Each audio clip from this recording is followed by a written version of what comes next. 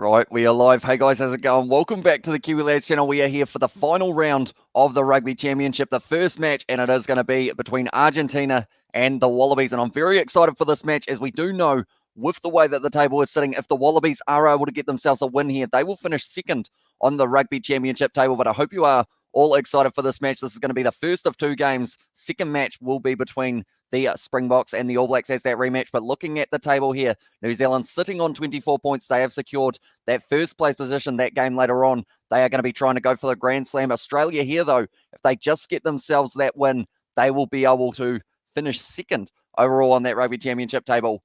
But if they end up losing this game to Argentina, who are heavily the underdogs as well, it will mean that it opens up the door for South Africa. But we have got a few people in the chat already. We have got Carl, we have got Morecake, George, Brooke, Caden, Mark, Shane, and also Johnny Blazers here for the pre-build-up to this match that we are going to be doing on the channel. We'll be showing you guys exactly who will be in the starting lineup and reserves for both of these sides, including quite a few changes for Argentina in this one and a few returns for the Wallabies in this matchup as well. But we will put it up on the screen for you guys so you can see exactly who is going to be out there. We will start with Australia, as they are considered the away team, but they are still in Australia for this game, so it is close enough to be in that home game for them. So the front row is going to be James Slipper, Falau Fainga'a, and then Taniela Tupou in that front row, who has just been absolutely dangerous anytime he's had an opportunity throughout the Rugby Championship so far. Isaac Rodder is going to be starting at number 4, and then Darcy Swain gets the opportunity at 5, which is kind of a quite young locking duo up against these two Argentine players who are a little bit more experienced in that regard. But then we look at the loose forward trio. Pete Samu starting in that number 6 jersey once again. It will be Michael Hooper at 7, the captain. We're hoping, well, that was almost the word, will be hoping, kind of combined Hooper and hoping, but he will be hoping to be able to get himself a win here and get that second place secured and have some momentum heading into the Northern Hemisphere as well. Rob Valentini will be starting this match at number 8, and he has got some very good running meters so far throughout this Rugby Championship. Nick White starts at 9, going alongside Quade Cooper in that number 10 jersey. So the nice 9-10 combo that they have been going with for the past few weeks, I should say. Tell you what, all over the place at the moment. Very excited for all of the rugby that we are going to be having on today. Samu Karevi, most running meters in the competition, most defenders beaten as well, been playing an incredibly impressive game, and he will be starting at 12. And the man outside him, Lee Nicotel, been doing very nicely as well, scoring tries for fun, those two in the last few weeks. Then Andrew Callaway actually transitions from the right wing side to the left wing for this match. No sign of Marika Korombedi, and instead it will be Jordan Pataya getting his first start of the Rugby Championship out on that right wing side. And then Reece Hodge will be starting in that number 15 jersey. We have Scott there in the chat. Hey, mate, what is your score for this match and the All Blacks match as well, says Caleb. I believe my prediction for this one, I think I said Australia by 15, but I wasn't too sure of an exact score. And then also for the All Blacks South Africa, I am going to be sticking with my 29-24 score prediction that I did have last week, as I feel like that could be somewhere around about where we are going to be having it. We have Scott there. Big Will Scouts will be an excellent addition to the Wallabies. He will indeed, and he is definitely doing very nicely at the moment. I believe he is still at La Rochelle, if I'm not wrong there, but we do see a couple other returns for the Wallabies off the bench in that regard, regarding around that Giteau law and being able to bring in more players, the likes of a Sean McMahon, who will be coming off the bench a little bit later on in this game. And we have also got there, the Matildas could probably beat the Pumas as well, says Mark Morris. Definitely with a few of these Pumas players that have been now ruled out of playing in this game. The likes of a Pablo Matera, Santiago Cordero is another one who isn't allowed to play for Argentina due to breaking the kind of bubble in that regard. But in the front row, they have gone with Rodrigo Martinez, also Julian Montoya. I still believe that man hasn't missed a tackle yet in this competition, which is just absolutely incredible because of the fact he is actually right up there when it comes to the amount of tackles made in this competition. And while I am talking through their starting lineup as well for this one, I will have that coming across the bottom there. Pablo Matera, the man with the most tackles in the competition, tied with Gonzalo Bertrano. He is not there, but Julian Montoya, 60 tackles made so far. Marcos Crema, Santiago Medrano, as you can see, a lot of tackles being made by the Argentinians throughout this competition. Matthias Alimano. Then we see Lou Diaga, the first name that is not an Argentine. And then it goes back to Thomas Lavanini there as well. We have got there in the number 3 jersey, Enrique Pierretto. Then the locking pairing for this one, it will be Guido Petti and Thomas Lavanini. Juan Martin Gonzalez, I felt he played pretty well in that last match for the Pumas in that number 6 jersey. So he will start there once again. Marcos Crema at 7, and then the return of Rodrigo Bruni, who we haven't really seen for the past couple of weeks. Then Gonzalo Bertrano will be starting at 9. Santiago Carreras at 10. And since Nicolas Sanchez's injury, he's actually been doing very nicely in their number 10 jersey, Santiago Carreras. Lucio Cinti going to be starting in the number 13 jersey. Inside him will be Santiago Choca Perez, which is quite a young midfield combo. Matthias Moroni out on the right wing, and then Juan Cruz Malia once again going to be starting in that number 15 jersey. But we have got a whole heap of people in the chat already. I appreciate every single one of you for being here this early. We have got Evening Hamish, oh, hail Kieran as well, says that David and Seafog, and hail Kieran Dog as well, says that Johnny Blaze and hi mate from Johan as well. Welcome into the live stream. Let's go Argentina, says Stanley, and also I hope Argentina wins so that they can get at least one win as well, says Crony. And I feel like at this stage for Argentina, even just being able to secure 1 point at this stage, they'd love to be able to get this win, but with a few of their players missing, it will just make it even that much more of an upward battle. But we saw last year with Argentina, they've got the passion, they've got that heart to be able to go all the way in a match if they have the opportunities. And one thing that has been letting them down just that little bit is that disciplinary side. We did see last week with the second half, they really started giving away those penalties that they couldn't afford to. So if they can keep that discipline to giving away around maybe less than 12 penalties, they could still be in this match for a little bit longer. And also we have got the Aussies to win by 15 or more as well, says Johan and hi mate in there as well. And also we have got their 15, says Liam Chapman, and 45-15 to the Wallabies. In that regard, says AJ, and how's everybody doing, says Ed Vogel. Hopefully everyone is excited for the amount of rugby we have got on today, because we have got this game, then we have got the final match of the Rugby Championship between the All Blacks and the Springboks. And not just that, I will just show the schedule that we have got coming up for international rugby. This is not including those Rugby World Cup qualifiers that we are going to be getting to see, I should say. But these are the fixtures for later on in October. Now that we have ticked over into October, we do get to see Australia versus Japan. That is in 3 weeks' time. Also, USA taking on New Zealand in Maryland. That match is Scotland versus Tonga, Wales versus New Zealand, and then USA versus Ireland as the last match of October. And then November, I would have a list going on all across the screen for November with the amount of games that are going to be taking place. It should be a hard win for the Wallabies tonight as well, says David. And Argentina defence good, but discipline bad as well, says Johan. And did the Pumas make a number of changes? They did indeed, although they have still gone with, I guess, other than Pablo Matera and probably Santiago Cordero, they've probably gone with a very similar starting lineup, although I do see no sign of the likes of a Santiago Medrano, who was in the front row, Japan to beat the Aussies as well, says Johan. Also, will George be joining us tonight? Hamish says that David, he was hoping to, but he sent me a message a little bit earlier on saying that he wouldn't be able to make it for either of these ones. But hopefully next weekend we will be able to have him over for maybe a Bunnings NBC or one of the matches that are on at a decent hour. I'm trying to think of what other competitions are on at a decent hour here in New Zealand other than the Bunnings NBC, but I believe that is almost the only one. But what a win. David Bay of Plenty able to sneak at 33 points to 32 in that game up against Wellington. That one would have been the nail biter and a half for the later stages. We have got Liam and said, hi Kiwi lads as well. Welcome in to the live stream, mate. Do you reckon the Pumas going to win the game? Who do you got as well? Says Ed. I'm going to say it's going to be the Wallabies, but I'm hoping to see that fight from the Pumas that I've kind of been saying that we will get to see for the past few weeks, and we haven't quite gotten it yet. So I'm hoping this game, they've got nothing to lose, the Pumas. They are already sitting on that 0 points. Why not just go out there and well and truly just take it to the Wallabies? Because I feel like they will appreciate that in that game, the Wallabies, if they can be challenged here by the Pumas, because they've got their games up against Japan. Something Japan have very well in their kind of game plan is those big forwards and being able to just hit that ball up and also using those quick wingers. So if Argentina play a good game up against the Wallabies, I don't think the Wallabies would be minding it too much, because of the fact they can use that as a little bit of learning for heading into those Northern Hemisphere games as well. What do Kiwis and Aussies snack on during the game? Biltong and Roas for breakfast in South Africa, says Charlie de Kock. I believe it's chips and beer, if I'm not wrong. Seems to be kind of the stock standard for a lot of Kiwis and Aussies watching these games.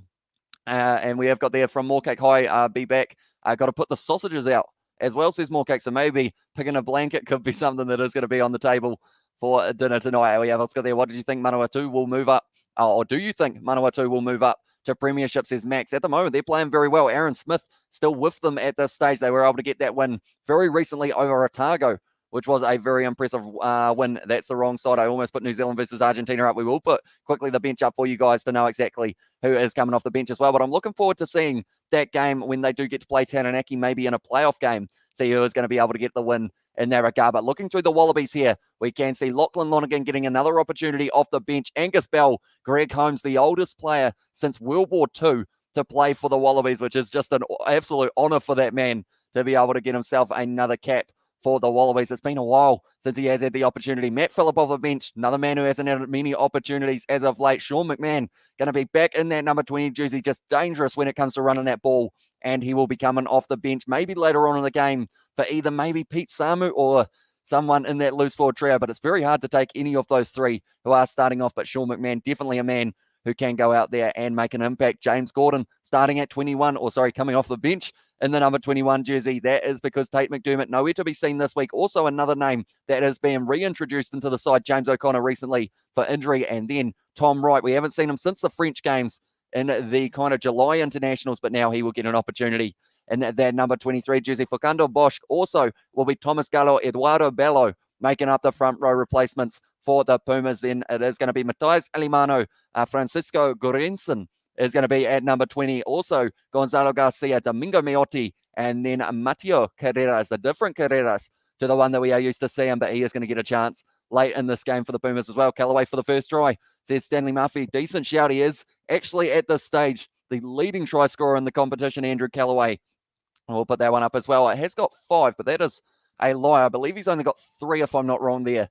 So I might actually change that and maybe correct myself if it is 5, but I believe it is only 4 that he has scored himself so far, Andrew Callaway. He's been doing very well, scored 3 up against the All Blacks throughout those matches. Where's Sanchez? He is injured at the moment, unfortunately, for Argentina, which does mean he is missing out. But Santiago Carreras, or sorry, not Santiago Carreras, it is Santiago Carreras. He has actually been doing very nicely in that number 10 jersey when he has been slotting in there. So hopefully he can have a decent game there. Holmes to score another 60 meat pie as well, says Mark. Tell you what, the crowd at CBUS Super Stadium would just absolutely lose it if that was the case. And also we have got there, please don't support the All Blacks today, mate, says Johan. I mean, at this stage, I feel like the team that really needs your support is going to be the Springboks, because they are coming off 3 losses in a row, and they will be hoping that everyone will get behind them. They've stuck with a very similar lineup, so they are hoping that that will be able to get the win up against the All Blacks. But as you guys know, during these live commentaries, I end up always straight down the middle. Hi, mate. Nice to see you again. Hello again from Siberia, says Jonathan as well. So welcome in, mate. What time is it at the moment in Siberia? Do let me know. We've recently had daylight savings here in New Zealand, and now it's just well and truly muddled my brain for my time zones, removing wallpaper as well. What a slog of a job to do as well, says Johnny Blaze. And also we have got there, hope you have a ripper, mate. Love the commitment. Check you for the ABs versus Box, says MT. And of course, that game is going to be kicking off in only around 2.5 hours time, I will say. And we have got a little bit of a build-up that we will be doing for that match as well. I'm very excited for it because of the fact that we are going to be covering that match with beforehand a post-match interview, but that's not quite how pre-match works. It's going to be a pre-match interview with Norm Maxwell, once again, an ex-All Black. We are going to be talking a little bit about the last match and looking at this one forward. And I've also got a bit of a surprise for you guys for another short interview that I did do last night with a family member in that regard. And unless we are just waiting for this game to be kicked off, it's going to be around 25 minutes away or so, I believe, if I'm not wrong there. They are normally just a little bit later for the Wallabies games than the other matches. Callaway is good, says Hex. He certainly is. He has been putting his name on the map. Been watching him at the Rebels for a while, but now it's great to see that he is getting that recognition as one of the best players for the Wallabies, if not the best this season, other than maybe Samu Karevi. He's got to be right up there as well. Hopefully we see Samu Karevi. I'm too confident Aussies will get one over the Welsh. How good as well, says Johnny Blaze. And also, hey, howdy, hey, Hamish, how you do as well, says Katie Dixon. I'm doing very well, very excited for this game that we are going to get to see in a very short moment between these two sides. Like I mentioned, if the Wallabies win this one, they will be top of the Rugby Champion. Oh, sorry, I almost said top of the Rugby Championship, but they will be finishing second in the Rugby Championship, and that cannot change no matter the result of the Springboks versus the All Blacks. So they will be hoping for a big win here. Michael Hooper's eyes are too close to his nose as well, says Brooke. Although one thing that I did see, they did a little bit of analysis on those players who have got their eyes slightly closer together, him and also Marnus Labuschagne in the cricket. And they mentioned that apparently in that case, you've got better hand-eye coordination. And it would make sense for Michael Hooper, the way that he plays the game, that he would have that little bit of an edge in that regard. Lee Nicotel score first, 222 today as well, says Heinrich. And also we have got there, my cat is playing on my Switch, says more cake, which is an interesting situation there. And it's currently 6:40 here, just witnessing the Aurora Lights as well, and hoping for a good game today, says Jonathan. And also, big love, you beautiful legends. I predict the Wallabies victory with a defensive bonus point to Los Pumas, says Sebastian for his prediction there. So do let me know exactly who you think is going to be scoring the first try. We've seen a couple of Andrew Callaways. Also a Lee Nicotel, I believe, has been thrown in there as well. I might say Samu Karevi. I'm going to go Samu Karevi. The way that man has been playing recently, it's very hard to deny that he will score a try in this game. But looking through the previous results that I've just been mentioning about for Argentina, 2 rough starts to the competition, unfortunately, in those games up against South Africa. Played a little bit better in the second, and that was actually their first try of the Rugby Championship in the 86th minute. Then the next game up against New Zealand, also a tough one, 39-0. Next game, they did score that try, though, of Emiliano Boffelli, and they were able to score a try in that first match up against the Wallabies. And I guess the slight change in the trend is the fact that they scored it in their first game rather than the second. So if they can continue to do that and use that momentum to really try and push their way towards, I would say if they can score 3 tries in this game, Argentina, they will be well and truly impressed. But we have seen from the Wallabies, their defense so far in this competition has been outstanding. They do not miss many tackles at all, which is why it's going to be so tough for the Pumas to be able to break through. But looking through the Wallabies results, they didn't have the best start to the competition. Like I mentioned a little bit earlier on, All Blacks were able to win those 2 games for the Bledisloe Cup. But then from there, the Wallabies, they just had a massive turnaround, 28-26. They were able to beat the Springboks, the defending world champions. Then from there, they were able to beat them by 13 points the next week and stop the, I believe they got a bonus point themselves, and they stopped any chance of a bonus point for the Springboks as well. And then from there last week, we did see 27-8 for the Wallabies, and they will be relatively happy with that performance, other than the fact they did not receive that bonus point. And I think they left a couple tries out there on the field, so they will be trying to redeem themselves in this one and really finish this competition strong, because like I mentioned a little bit earlier on, their next game that they will be playing is only in 3 weeks' time, and it's going to be up against Japan, in Japan as well for that game. And we do see the USA going to be taking on New Zealand as well in another Northern Hemisphere game that we are going to get to see in the middle of the night here in New Zealand as well. They haven't got less than 20 points against them as well, says Hex. And also the wallpaper removal was too monumental sized job too hard for me as well, says that Johnny Blaze. And Jordan Pataya, says Dwayne, for the prediction there. And yes, Roger never thought of it like that as well, says Brooke in the chat. And also we have got there and chat. The chat is going very quick as well for the pre-match. I do appreciate every single one of you for being here for this one so early. We have got only around 15 minutes to 20 minutes from kickoff, but that is going to fly by, that is for sure. We've already been going 17 minutes. I feel like I've only talked for about 5, but we are still going. We are still rearing to go. We have got there. I'm hoping Greg Holmes will score first here. Well, if he is the first try scorer of the game, coming off the bench as well, I feel like that would mean we're in for quite a chess match for that first half, always on the green, as well as Johnny Rose. And also, God, the American game is quite far away, says Hex. Yeah, it is going to be 3 weeks, but that's the thing. Pretty much straight from going into the, or straight after this game, I guess you could say, they've got pretty much a straight turnaround over to the USA. Then from there, they head to Wales the next week. Then also in that Northern Hemisphere tour, they are going to be playing Ireland, Italy, France, and also there is one other team that I don't want to forget.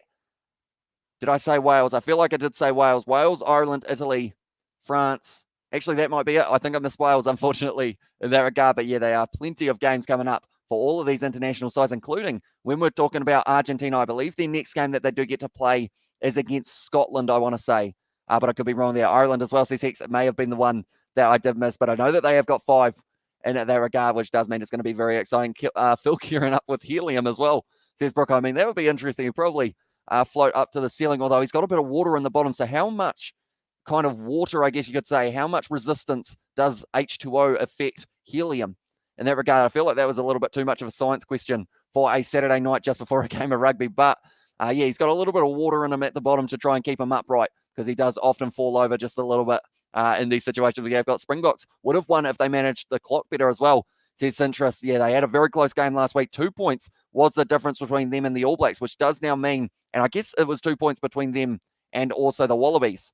So it is going to be in that situation of if they can really, like you said, manage the clock and also just find that little bit of momentum throughout the match, not let the All Blacks get that running rugby going. I think this game will be very close between the Springboks and the All Blacks. Once again, what time is kickoff for the ABs? It is going to be at 11:05 p.m. New Zealand time. We are going to be starting our live stream at about 10 past 10 New Zealand time as well. And we have got our interview with an ex-All Black that we are going to be doing. Also, I have got another little fun interview that did happen just beforehand. And then we will be looking through the stats, looking through all these ones that we are seeing below, the likes of Andre Pollard being in this situation of it being the leading try scorer, or sorry, the leading point scorer of the match as well.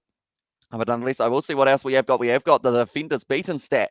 And as you can see, Samu Karevi, he has been able to really overtake everyone. 19, that man has been able to beat in this match, or just in this rugby championship, I should say. 18 for it was Akiriwani, 16 for Marika Conorbeti, 15 for Callaway, but Marika, he is not there for this match. I thought the doll was a girl. It is actually a giant inflatable All Black, which I feel like I always should have him just that little bit higher so you guys can see the All Blacks logo, or else it does just look like a massive blow-up doll in my lounge. Queensland time as well, says Sean. So I believe that game, if I'm not wrong, will be kicking off at 8:05 p.m. in Queensland because of the daylight saving and whatnot. I often get my times a little bit muddled, but I believe it is 8:05 p.m. So from now, it would be 15 minutes and then 2 hours till that game is going to be kicking off, if I'm not wrong there. And we have got there, took the new car. Actually, I might have done the maths wrong. It might be 15 minutes and 3 hours, sorry, in that regard, from whatever time it is. At the moment, there we have. It's got there. Took the new car on a drive today. Done a big loop. Hamilton, Taronga, Rotorua, then back home. The car handles pretty well and is pretty quick too as well, says Johnny Blaze. So you will certainly have a lot of fun with the new vehicle over the next probably few weeks. You'll be able to, I assume it's not the work van, but I'm sure it still goes just as quick, if not faster. We have got there. We went to see my Rasta man literally like half an hour ago to get me ganja for the rugby. I didn't know what a Rasta man was, and then I kept on reading and I realized that I was getting myself into a little bit of a hole, but that is all right. But do let me know also in the chat, how many tries are we going to have in this match? I think is going to be my big question here, because of the fact we've seen quite a few in a few of the matches recently. We saw with the All Blacks, they only had the 2, but in that game last week, it was between the Wallabies and also the Pumas, and they were able to get a total of, I believe it was 4 tries between the two sides, if I'm not wrong there, and great stuff. I have to compute to China time as well. Cheers as well, says Sean. And also we have got there, wonder if Rennie has talked to Israel Folau about coming back, says Johnny Blaze. That is always it's a tricky one to be able to go down that route in that regard, because I know that Kurtley Beale is a name that's been thrown around just a little bit recently in terms of whether or not he might get his opportunity of it being able to return for the Wallabies. And maybe that number 15 jersey, it's a hard one at the moment. The Wallabies, they have got heaps of talent overseas, and if they use it, they will be very effective indeed. And we have got there, has Israel Folau hired someone to read his contracts yet? Or yet he's not very good at that as well, says Mark Morris. And also, how many tries have the 14 scored individually, says Carl Smith. I can actually get that stat up for you. I was looking at it just a little bit ago in terms of how many teams we're able to get. I know that, if I'm not wrong, South Africa have scored the least amount of tries. Or actually, no, the Pumas might be just below them, but I have got it here. So in this match, or just in the Rugby Championship, 25 tries scored by New Zealand, 14 by Australia, 10 for South Africa, and then just the 3 for Argentina. I think I was thinking of a different stat in terms of, the meters carried, is actually South Africa the lowest, and they have had almost half of how many the All Blacks have. So it will be an interesting game in a short moment, I should say, as well. They should do a Northern versus Southern 3-test match comp. That would be pretty awesome if they were to do that. I know that we're having a lot of Northern Hemisphere versus Southern Hemisphere games in a very short moment, because of the fact that we have got those kind of November internationals coming just around the corner. And we have also got there from Uncle YouTube. I just started watching rugby, and I want to know some TV/YouTube channels that I can watch rugby and improve myself, says Uncle YouTube. I guess the best one, if you want to see real match highlights and whatnot, it is probably that situation of, I would say, the All Blacks YouTube channel is a great way to kind of start, because they've got a few of the older matches as well, and also they upload highlights of every single match that we are going to be having kind of for the All Blacks, and also for the Bunnings NPC, which is another competition I absolutely love following. And Wallabies 4 tries and Argentina 2. Wallabies by 25 as well, says Kiwi NZ, and also Go Australia, says Mickey Alley, and also 2 Wallaby tries, Karevi and Callaway, and a Pumas try, Montoya, Roland Moore, says Sebastian there, and also 5 Wallabies tries, 3 by Holmes as well. Imagine the hat trick, imagine the scenes if that man off the bench was able to get themselves a hat trick, or even just 1 try. I feel like people would absolutely love it. But nonetheless, we will quickly show that starting lineup and reserves once again, so you guys know exactly who is going to be out on the field for not just Australia, but also for Argentina. So looking through the Australian starting lineup, it's going to be James Slipper, Falau Fainga'a, and also Taniela Tupou as that front row. Isaac Rodder and Darcy Swain make up the lock pairing. Then Pete Samu starting at 6. He's been coming off the bench a few times, but then with that yellow card, Lockie Swinton really decided to cement himself as that number 6 for now, with Rob Valentini off the back of the scrum, and Michael Hooper, the captain, will be starting in the number 7 jersey. Nick White and Quade Cooper, that combo has been working pretty nicely for the Wallabies. Quade Cooper, of course, renowned for that win up against the Springboks, kicking 7 from 7 kicks there. Samu Karevi, you can see down the bottom of the screen, he has had the most running meters out of any Wallabies player or anyone in the competition, ahead of a bunch of All Blacks in that regard as well. So he's been doing very well. Also scored himself a try last week up against the Pumas. Lena Cattell scoring himself 2 tries the week prior up against the Springboks, and a very good performance from him. Andrew Callaway moves from the right wing out to the left, replacing Marika Korombedi. Jordan Patai at 14, and then Reece Hodge will be starting in the number 15 jersey. Then we look at Argentina. It's going to be in the front row. Rodrigo Martinez, also Julian Montoya, already making 60 tackles in this competition. The second highest, I believe, if I'm not wrong, or third highest. Only two other Argentine players, Bertrano and also Matera, above him. Then there is going to be Enrique Pierrito starting at number 3. Guido Petti and Thomas Lavanini is the locking combo. They have decided to go with Juan Martin Gonzalez. I actually felt he played pretty well last week, so he is getting that start at 6, and Marcos Crema at 7, with Rodrigo Bruni returning into that number 8 jersey after a couple weeks of not being anywhere to be seen. Then Gonzalo Bertrano, the man who has made 62 tackles, including 29 in one match, which was just incredibly impressive from that man in the number 9 jersey. Santiago Carreras also been impressing at number 10 since the injury of Sanchez. Emiliano Boffelli scoring the week prior up against the All Blacks in that number 11 jersey. Santiago Chocobarez and Lucio Cinti making up the midfield. Matthias Maroni out on the right-hand side, and then Juan Cruz Malia, who will be starting at number 15. But we have also got there, it's easier to stand out when you just cannot tire or slow down like Hooper as well, says Mark Morris. And also we have got there Wallabies 27 to 12 of Argentina and Bubble Breach as well, says Katie Dixon. And also we have got there Michael Hooper has to be International Player of the Year. He could play in the All Blacks and still stand out, says it is David. And also we have got there a few other predictions as well. What time does the game start for the AB's game? It is going to be at 11:05 p.m. New Zealand time. So it is going to be pretty much in 3 hours and 10 minutes from now. We are going to be at the kickoff of that final match of the Rugby Championship. What are your thoughts on James O'Connor coming off the bench? Says Dude Imperfect. I am pretty happy to see him get another opportunity. I think it is smart to have him kind of ease back into the side rather than throwing him in that starting lineup. And probably they will end up, I guess they could start him in one of those games up against maybe either Japan, Wales, or Scotland, someone along those lines. But I think for now, they're just trying to slowly bring him back into this game, since he did only have around that kind of, I think it was 20 minutes or so in that first match that he did return from. We have got there mate Michael Hooper's hamstring not snap again tonight, says Katie Dixon. Kiwi lads in the building, says Bila. We are indeed, mate, and we are excited for this game between the two sides. We are only sitting around 8 minutes away from the kickoff, or that is the schedule time, but normally these games with the Wallabies do end up going just a little bit later on than they are normally originally scheduled for. But we will get our scoreboard up, and then we will be ready to go for this match between the Wallabies and the Pumas for the second last of the Rugby Championship. It has been flying by.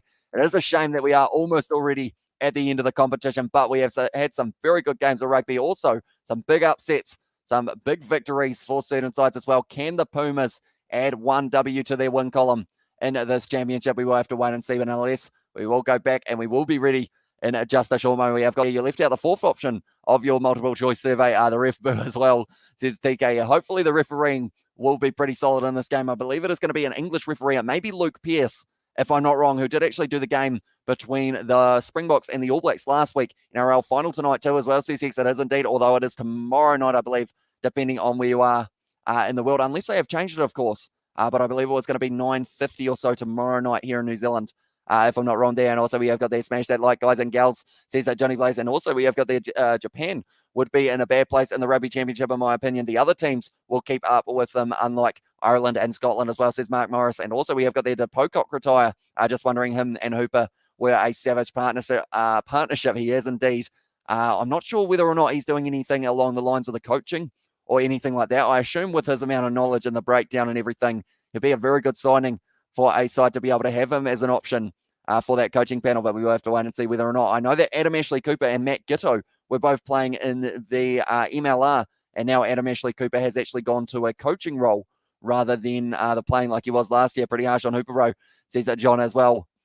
I assume, is that to me or someone in the chat? I'm not too sure. I think that was actually Katie Dixon, one of Michael Hooper, hamstring, if I'm not wrong there. And also we have got there, Pocock as a farmer now, says Katie Dixon. And also we have got there in the chat as well, give every Pacific Islander player back to their countries and let them play in the championship as well, says Hex. I mean, that's the thing though, at this stage, the likes of a Samu Karevi or someone in the number 10 jersey, like Taniela Tupou is a perfect example of that. He had the option of either playing for, it was either going to be Tonga, also Australia or New Zealand. He chose the Wallabies in the end. So I guess it's one of those ones that if those guys want to play for the country, like you can't really tell them, no, you're not allowed to, you've got to play for a different side. Definitely if they have got kind of the citizenship to go alongside it. We have got their good day. I'm tuned in today, says Devon as well. And every team would be depleted as well, says Hex. Although, as we can see from these two sides, including the Wallabies, they have got some young, talented players coming through the ranks as well that they will be trying to add in before that Rugby World Cup in 2023. But with that Quade Cooper and also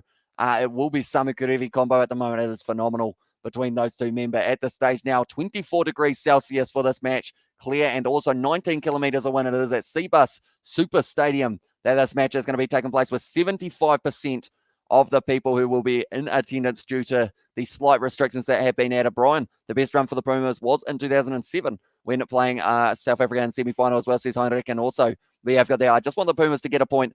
They showed too much passion and determination to walk away with no points on the table. Yeah, I would quite like to see them be able to score at least. I think if they score 2 tries in this game, I would be very happy for them, because of the fact that it's just one of those ones that at the end of the day, if they can get themselves 2 tries, that is still improvement from the last few weeks that they have had. And we have also got there, Charlo has said, can you show us highest individual missed tackle rate? Says Charlo, I'm not sure whether or not they do the stats that specific in that regard. I know that they've got the likes of the highest tackles made, which is pretty much all going the way of the Pumas. But then, like you mentioned in that regard, they have had a few that they have missed, unfortunately, as well. But yeah, we will have to wait and see whether or not that will be the case in the later stages of this match as well. We have seen around 30 missed tackles for them every time that they play the Pumas, but they are showing Samu Kerevi there. He is a phenomenal player, and he's been having a very good season so far for the Wallabies. He was playing in the sevens for the Olympics, and in the end, he has returned, and the Ghetto law has well and truly helped the Wallabies out for him to be able to play in this one. Come on, as well, says Mana, and also Pumas, Japan, and Scotland, Italy need their own comp as well, says Brian. And also we have got there, most of the Wallabies and ABs Islanders were born there and moved young. There are exceptions, and it says a lot that no one ever talked about Pocock only moving to USA as a teenager, probably because he's white as well, says Mark. And also we have got there in the chat, South Africa playing Northern Hemisphere teams is not good for them, as they will go backwards as well. Yeah, it's going to be a tough matchup, because we have seen in the Pro 14 / now it is called the URC, they have been struggling a little bit, the South African side so far, and that is purely because of the fact it's just a whole new style. But Julio Montoya about to make his way out onto the field here, leading his side for this match. We will put that next to us. We have got a black background at the moment, so we will change that so that we have got a little bit of color.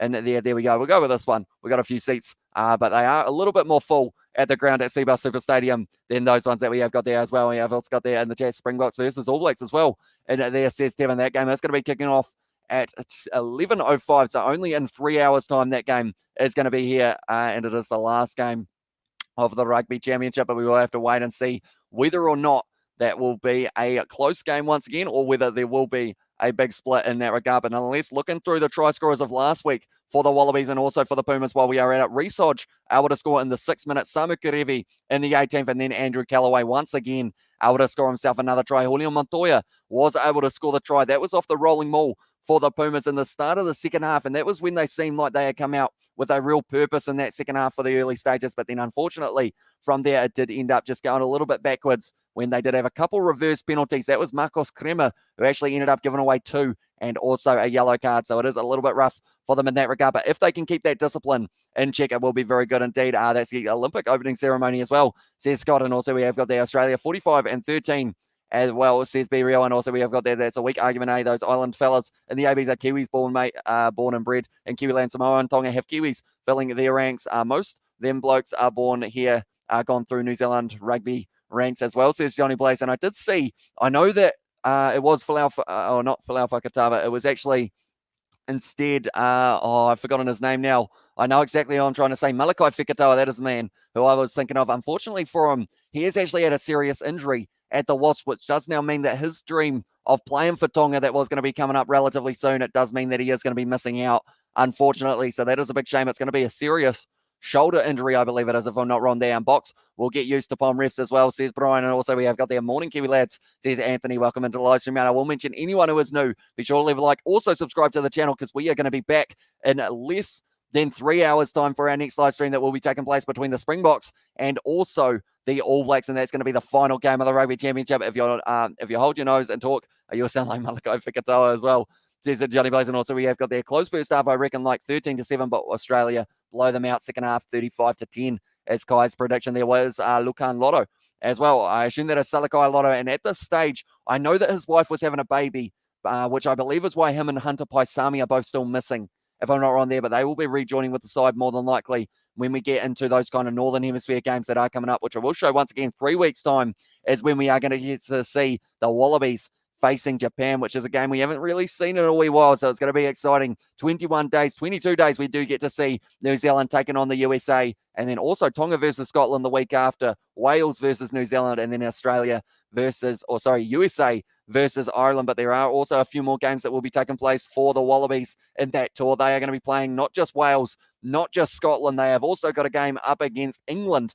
which will be an absolutely awesome one at Twickenham. And we also got their New Zealanders just sound like Australians with a cold. As well says Mark Morrison, also we have got their Hamish for future strings, perhaps, the Kiwi Lads logo as the scoreboard background as well, says Sebastian. I think I can actually put it up in the little tiny corner if I'm not wrong there, although it's just no end. I mean, it's not really that impressive. I feel like I do need a big overlay for the background, but that is something we will look into definitely heading into those later Northern Hemisphere games that we have got coming in only a few weeks. It is at the moment the Wallabies national anthem. They are the away side, which means that they will have their national anthem first, which is a little bit strange in that regard because of the fact it is still a home game for them, but it is considered Argentina as the home game. So we will have to wait and see, but nonetheless, I will quickly go back to the chat as well. Well, looking sharp, mate, as well. Says Real Sheepdog, thank you very much, mate. We always wear the suit for these big matches because at the end of the day, this is going to be one of those games that could shape the Rugby Championship second and third place position. If the Wallabies win this game, they are securing that second place. But if they lose this game, then the Springboks will need to get that win over the All Blacks, and then they will move up into that second place position as well. We also got there as well. Greetings from Malaysia, 32 degrees Celsius, hot and humid. Sunny feels like 36 degrees. Tell you what, it is currently 11 degrees here, and I am not complaining too much. It is quite a nice temperature here in New Zealand. 36 just feels like it would be just a little bit too hot. 24 degrees here, and a hot and humid Gold Coast is going to be a tough game for these two sides, definitely for that fatigue setting in the later stages of it. And years of watching rugby and still can't remember other teams' anthems as well, says Hex. And also Kiwi Lads logo just randomly appears in different places, like Agnes Brown's mole as well, says Katie Dixon. And also we have got there Springboks are going to cruise through the All Blacks as well, says Devin. We will have to wait and see. It was a close game last week, but the big thing is the Springboks, if they cut down on those penalties that they were given away, and if the All Blacks, they cut down on those handling errors, it's going to be a very good clash once again. And I think it could still be very close in that regard, but the world champions, they need to find a way of fighting back before heading to that Northern Hemisphere, I would think, because they will not like the fact that they have lost the last three, and they will definitely not want the All Blacks to be able to get that clean sweep. That sounds like a Stoner movie as well, says Johnny Plays It. Also, we have got their Go Wallabies, says Heinrich, and also we have got their Paulie B, highly unlucky, and captain of the tournament, probably going with Hooper, in my opinion, says Charles de Kock. It is quite a tough one to be able to decide, because if the results have been going the way of Argentina, I would say that Julian Montoya has been right up there as well. But unfortunately for him, Argentina still yet to get themselves that point on the table. But I would say Michael Hooper's right up there just because of the fact that the Wallabies, they are actually 3 wins in a row at the moment. And they are doing very nicely indeed. And they may be able to finish second on the Rugby Championship. We have got Matt Tamua and Scott Seo Wallabies career probably over as well, says interest. Yeah, unfortunately for Matt Tamua, with the amount of talent that's coming through that midfield at the moment, the likes of Samu Karevi being kind of back into that side, and also they have got Lena Cattell now performing on the outside. Hunter by Sami is still there as well when he does get to come back. Rip Tamua never really rated on mate as well, says Johnny Blaze. And also we have got there from Be Real, I want to see Japan, both teams that they haven't before, like France and England and Australia. Well, sorry, Japan beat teams in that regard, like France, England, and Australia. I would say New Zealand, but that is just wishful thinking as well, says Be Real. And yeah, I believe we don't get to play Japan. And I actually wanted to see the game between Fiji and Japan was one that I was hoping that they would be able to have, because I believe Fiji only play up against, I want to say that they've only got about 1 or 2 games. One of them's up against Wales, and then there's another game, but I can't quite remember what one that is in their regard. But I wish we got to see them play just a little bit more. But nonetheless, the national anthem are done, ladies and gentlemen. We are about to be kicking off for the first of 2 matches of the Rugby Championship, round 6. Samu Karevi there, the leading man when it comes to the meters carried defenders beaten. He's been playing phenomenally, and he hasn't even played all the games of the Rugby Championship. I believe he only came in about the 2nd or 3rd round. So the fact that he is still up there is very impressive indeed. Yes, Fiji and Japan are there, my 2nd and 3rd team, says Be Real. And also we have got the I rate the best captain isn't automatically the team with the best record. Like Hooper is a great player, but he leads the team in and off the field well as well. And it's going to be Jaco Piper in charge of this one. Nick Berry, Ruben Keane, and also Brett Cronin will be the assistant referees in the TMO for this one. But nonetheless, we are almost upon the kickoff It's going to be the Pumas kicking off this one to Australia, and they're going to be kicking off from left to right. We will refresh our scoreboard, and hopefully we are ready to go. There we go. And we are here for the first match of round 6, the final round of the Rugby Championship as well. And it has been kicked off there by Santiago Carreras, putting plenty of distance on it, 10 metres out now. And Lena Cattell will be kicking that one down towards the touchline. Doesn't find touchline, 40 metres out from the Pumas line, going for a bit of a counter with the high kick from Carreras now. It's going to be a good challenge in the air, taken nicely by Quade Cooper, though, and he has claimed that one for the Wallabies now, 30 metres out from their own line. Nick White gives it back to Rodder. His first carry of this match, 30 seconds in at the moment, and it seems like straight away there's going to be a prominent kicking game from the Pumas, which was going to be expected throughout this one. Quade Cooper now from inside his 22, kicks it back down the middle of the field. It's going to be available on the halfway line now. Juan Matang. Oh, that's a big hit on Juan Cruz Malia is the name. I messed up that one a little bit, but now it's going to be 5 back once again. It's going to be the man, Enrico Pierretto, in that number 3 jersey. Marcos Crema, first carry of the match, running straight at Rob Valentini, trying to get the go forward, going 45 metres out for the Pumas. Now they are going short side once again. Bertrano, quick hands from Carrera, spin from Lucio Cinti, and he has been dragged down, and the advantage is in the favour of the Pumas now on the halfway line. Carreras once again gives it to Crema, rush defence from Darcy Swain, dragging him down. But one thing we have seen from the Wallabies throughout the matches of the Rugby Championship so far is they do not miss many tackles. So when they do, it is a bit of a surprise. Great low tackle there from Leonard Cattell, straight on the ball. It was Callaway, and now we are going back for the penalty in favour of the Pumas. And more than likely, this one's going to be a kickable 3. So do they decide to take it, or do they go for the corner? Let's go Callaway as well, says Stanley Murphy. And also we have got there, yes, Spain was in the 1999 World Cup as well, and Los Pumas, says Hex. And also Nick Berry as an assistant referee for our Wallabies game. I give that man 2 years left to live at most, says Sebastian. But now they are going to be taking on the 3-pointer here. Jaco Piper is the referee in charge of this one, and he has received the word from Emiliano Boffelli that he will be taking it on. Will Skelton is probably, is most likely joining the Wallabies for the spring tour. That's going to be a very exciting player to see. La Rochelle, they'll be a little bit sad that they are going to be missing their big lock, but I'm sure in a Wallabies kit he will be able to do big things, just like his frame, because he is a solid individual in that locking combo. I don't need to watch, can just listen to your commentary as well, says Brian. Thank you very much, mate. And hopefully I will be explaining the game not too badly. Some of these Argentine names don't quite roll off the tongue as nicely as I would like them to, but Emiliano Boffelli, 57% accuracy so far this season, 4 from 7. So he will definitely be hoping that this one goes over, because he did miss the first kick of his last one. His first kick of the last match, I should say. But now Emiliano Boffelli about 45 metres out, pretty much straight out in front though. So he will be hoping to strike this one nicely. CBUS Super Stadium filling up quite nicely at the moment with the crowd. There is certainly going to be hopefully a packed house, or 75% is what they are allowed now due to the restrictions. Boffelli strikes it. Is it through? No, it's away to the left-hand side. So once again, unfortunately for that man, he has missed, and his accuracy now for the season is only sitting 50%. Be brave and go for the try as well, says Brooke. And also I pray to God, Buddha, Allah, and the universe to bring Will Scouts back to the Wallabies. Please, rugby gods, let this happen as well. Looks empty as well, says Brian, although they will be a little bit kind of lower in capacity than they originally scheduled, because they are only allowed that 75%. So I believe the ruling was first in, first served in terms of that first 75. So there'll be a few empty seats around for this one, but it will be filling up a little bit later on as well. We have got the Wallabies will bring the pain train. There will be blood as well. Now it's going to be taken by Santiago Carreras just outside of his 22, returns fire down into the 22 of the Wallabies. Jordan Pattaya now.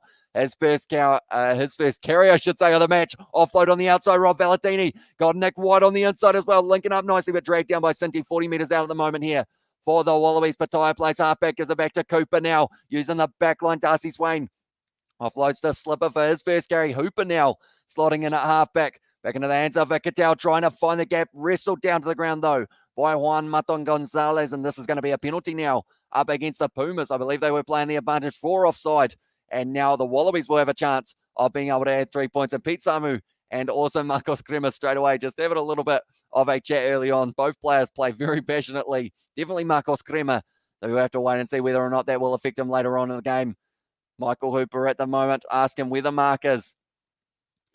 Scrum or penalty? It is a scrum way up on the 22, or it will be back about 40 metres out, going for the 3-pointer. I believe that is what they are doing. Quade Cooper has been given the nod, and he will be going for the first points of the match now for the Wallabies here.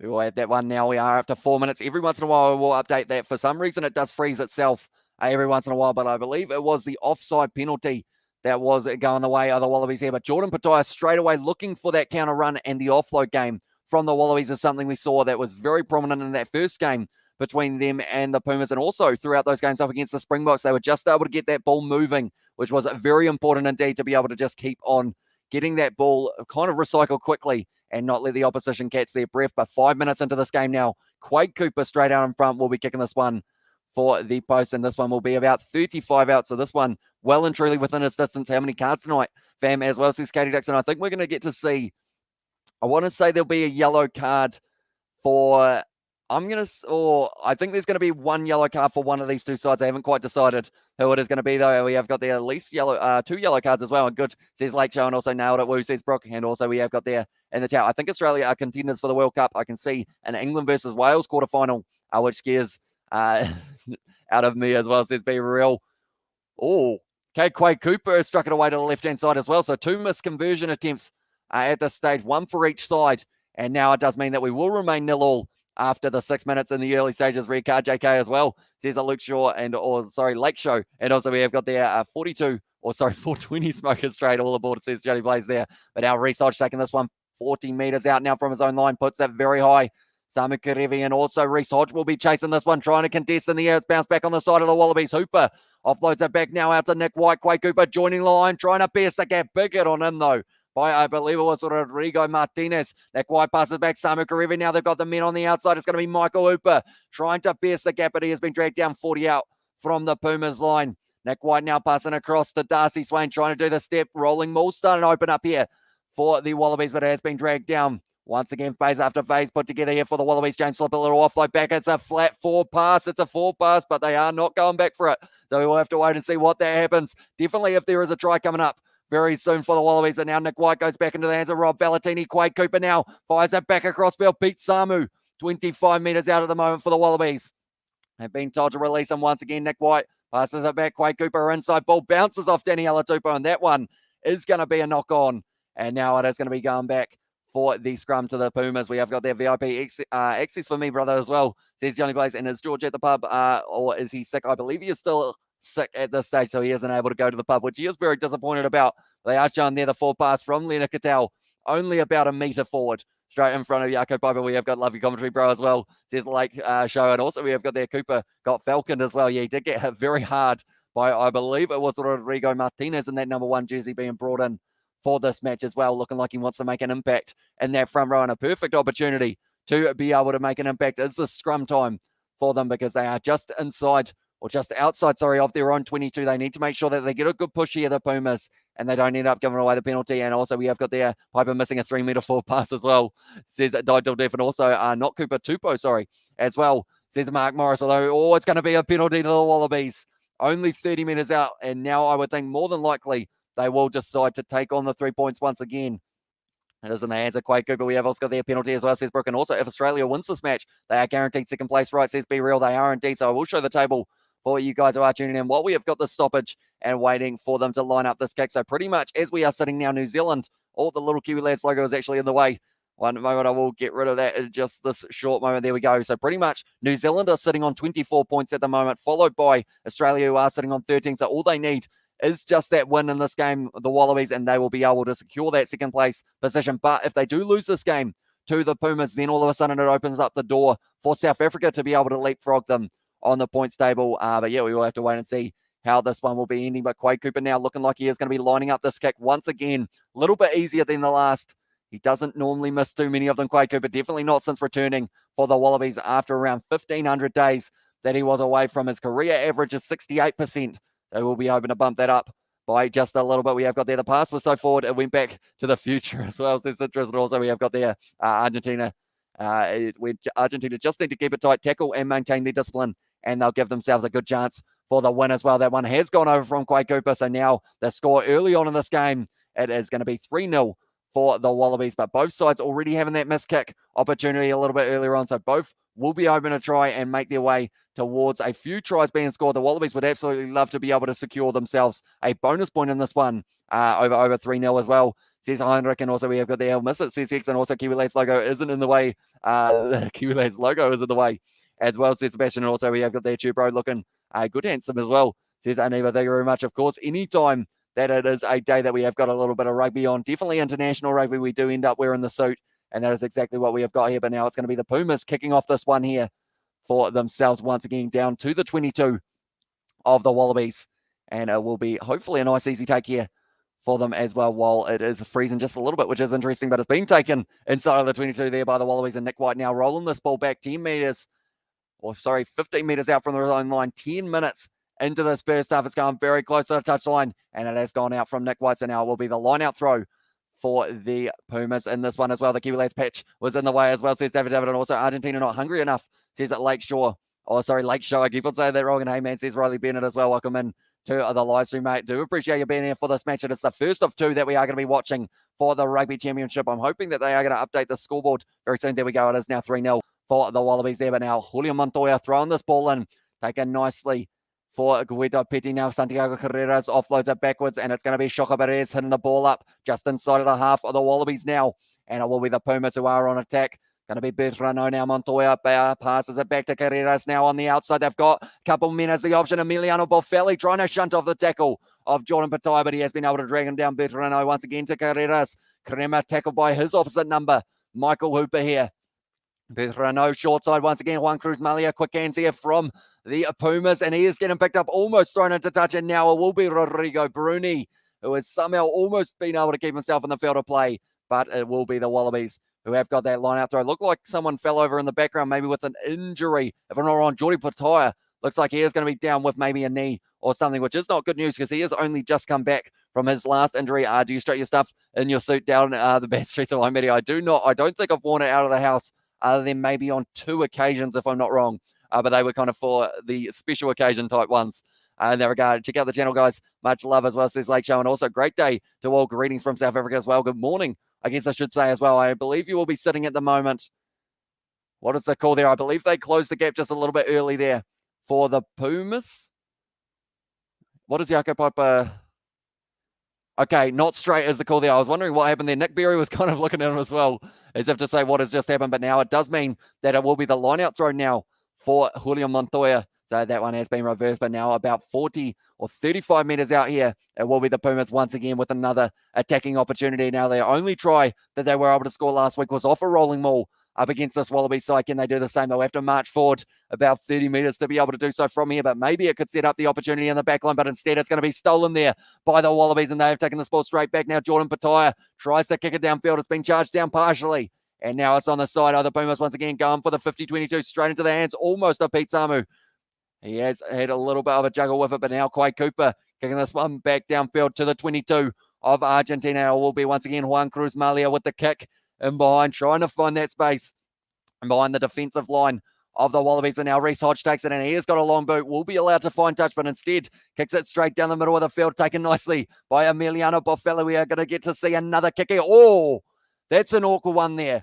And I believe it was the player trying to charge down the kick, and instead he kind of went through and cleaned up the man, and I believe they have run someone onto the field at the moment. The Argentine player has stayed down, and this does not look too good for him. It's inside of the 22, and I believe he will be kicking this one into touch, the Argentine player. No, he's kicked it back down the middle of the field. We're going to continue for another short moment, and the Argentines are down to only the 14 men. Quay Cooper now kicking this one downfield, looking for the little kick in behind, and it is going to be bouncing into touch, but now they are going to be just checking on Emiliano Boffelli there, looking at the referee as if to ask the question. I think he may have hurt his shoulder quite badly. He ended up kicking the ball, and then from there, it was actually Reece Hodge went flying through and slightly landed on top of Emiliano Boffelli, and then he spread his wings when he was on his way down there. But yeah, he ended up just in a bad, awkward predicament there, both of the men. That was straighter than the Argentinian line out as well, says Mark. And also we have got there, you make a killing in the clubs, decked out like that, Hamish, as well, says David. And also we have got there, well, he should bring the headphones as well, says Sebastian. And also we have got there Bulla Lion as well,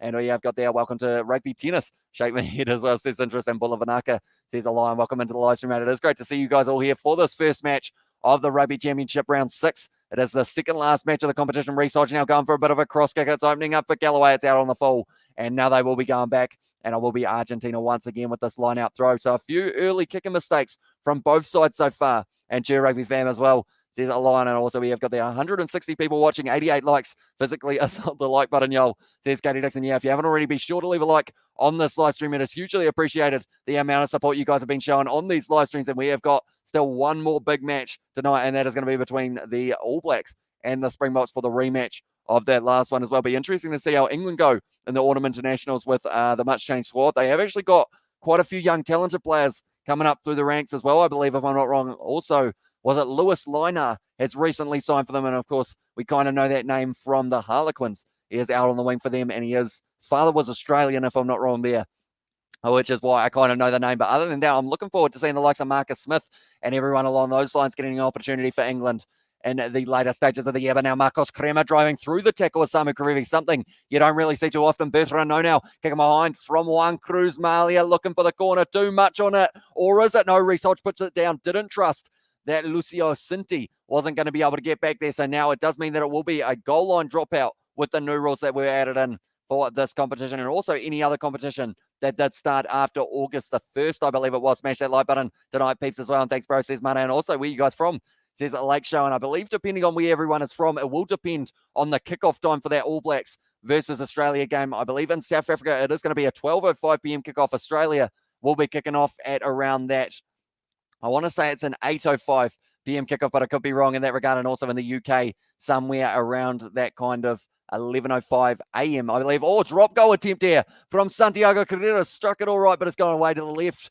That was an interesting tactic, and now it will be a 22 dropout here for the Wallabies once again. And we have got their scoreline as well, says Lake Show. And also we have got there in the chat, Lewis Liner as well with the Harlequins. Little joker card thingamabob that I always say the wrong name of, and Kickathon as well, says Monkey. And also 30-10, Australia wins big as well. They are going to be going short, and it has worked out for them here, the Wallabies, and they have got the possession back. It's going to be in the hands of Andrew Callaway, about 25 metres out from his own line. So this kick will not be allowed to find touch on the full if they do decide to kick it, which could mean we could get a little bit more of aerial table tennis between these two sides. But now it is going to be Nick White with the box kick. Marcos Crema went a little bit early in that regard. Looks like it is going to be lined up here by coming forward Juan Cruz Malia, taking it nicely. Good physicality from Michael Hooper, and a good counter ruck here for the Wallabies. Pete Samu steals it now. Nick White going short side. Daniela Tupou breaking through the tackle as well. Tries to draw and pass with the touchline, and it has gone into touch there. And it does mean now that it will be Argentina who will have this line out throw drop goal already. Rugby League match as well, says Cintrus. And also, are there crowds at the game? They are allowed 75% of the attendance. Unfortunately, due to the kind of COVID restrictions, they were going to be allowed 100%, but then they had to tell 25% of the people for this game and the next one, and also the NRL final, that they are not allowed to go to the matchup. But I know there's a few people there at the moment. It is the earlier game of the two, so there may be a few more South Africans and Kiwis piling in for the later stages. This is a nice backline movement, looking like it is going to open up here for the Wallabies. Reece Hodge dragged down about 30 up from the line. Samu Karevi around the side now, trying to drive his way forward. Dragged down by Cinti, though, and it's still available for the Wallabies. Nick White passes it back now using the forwards. Isaac Rodder taken out low by the loose head prop of Argentina.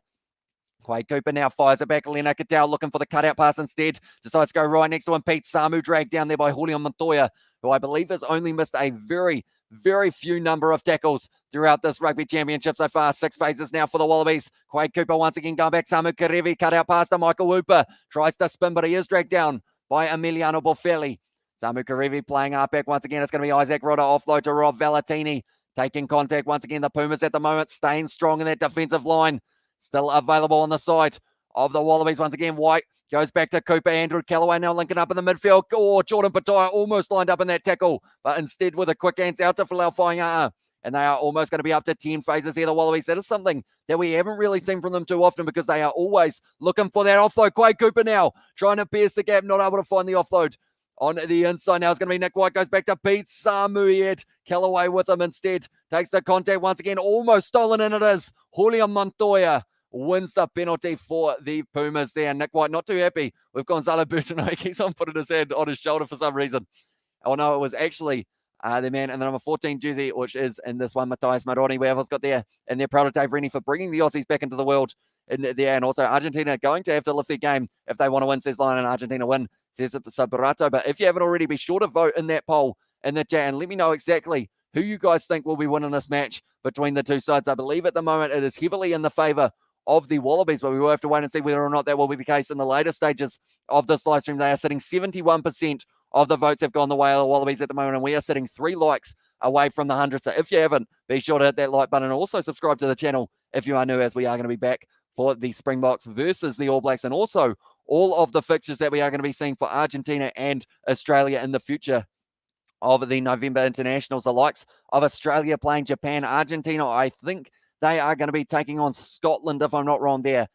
They do miss out on playing Wales, as they did already play them twice so far this year, but Australia so far has stolen 2 lineouts, and Argentina have been able to win 3 of their own here, so we will have to wait and see whether or not this one would be straight as well. We have got Kristen Essek, and we watch the game. Unfortunately, due to copyright, if I was to show any match footage or audio, they would take us off YouTube straight away, and there is a chance that we could get sued, but I will try my best to commentate it up to the point of the highlights being released on YouTube as well. But at the moment, we are 20 minutes into this game and 45 meters out here for the Pumas. Once again, Marcos Kremer, the middle of the field, being held up there by Rob Valentini, almost becoming a rolling maul here. It's gone down, and now it's just going to be diving on the ball. It's a scrum for the Wallabies, as they weren't quite able to get that one out there for the Pumas. Pumas looking old and slow as well. It's interesting, although at this stage, they are only 3-0 down in this match. So the Wallabies, they haven't quite been able to find that try that they would have liked to. At this point in the last game between the two sides, they had already scored twice, Samu Karevi and Andrew Callaway. So we'll have to wait and see whether or not it will be the case. They have certainly had more running meters than Argentina, who have been going for more of that strategic kicking game. So we will have to wait and see how that kind of transpires in the later stages as well. We have got Victor in the chat. Izzy Buller, welcome in. Mate, it is great to see you all here for this live stream as well. Come on, Aussie, says Mana. And also, yes, I think Aussie will win big tonight. They starting to look good as well, says Lion. And also, we have got their Pumas playing better, says NZ All Blacks. It always seems to be the case as well in the games with the Pumas. The first game up against South Africa, they didn't play that great. Second game, they were able to at least score themselves a try. And while we have got a little bit of a stoppage in play, we'll actually show you guys the fixtures that they have had. Darcy Swain looks like he is down at the moment. I'm not sure what's happening there. I think he's just pulled his pants down, so we'll just look away for now. But it is going to be 32-12 for that first match between the Springboks and the Pumas. Then also the second game, a little bit closer, but they were able to score that try of Pablo Matera in the 86th minute. But then from there, we saw that big game up against the All Blacks, 39-0. But then from there, we saw an extra 13 points for Argentina in that second one. So they were only able to score 8 points in the first game up against the Wallabies. But if the trend continues, they will be able to cut down that points differential and that kind of deficit in the later stages of this game as well. We will have to wait and see. While we are at it, we will look at the Wallabies fixtures. The first 2 matches up against New Zealand didn't go their way, but then we see the big turnaround for the Wallabies up against the Springboks. They were able to win it 28 points to 26, then 30 points to 17, and then 27 to 8 for that first week up against Argentina as well. We have got there. Let's go, Oz, says Nicola in the chat. And we have got there. Yeah, it's good. Renier is taking over coaching Australia, doing a good job as well. And Pumas are great defensive, but lack attacking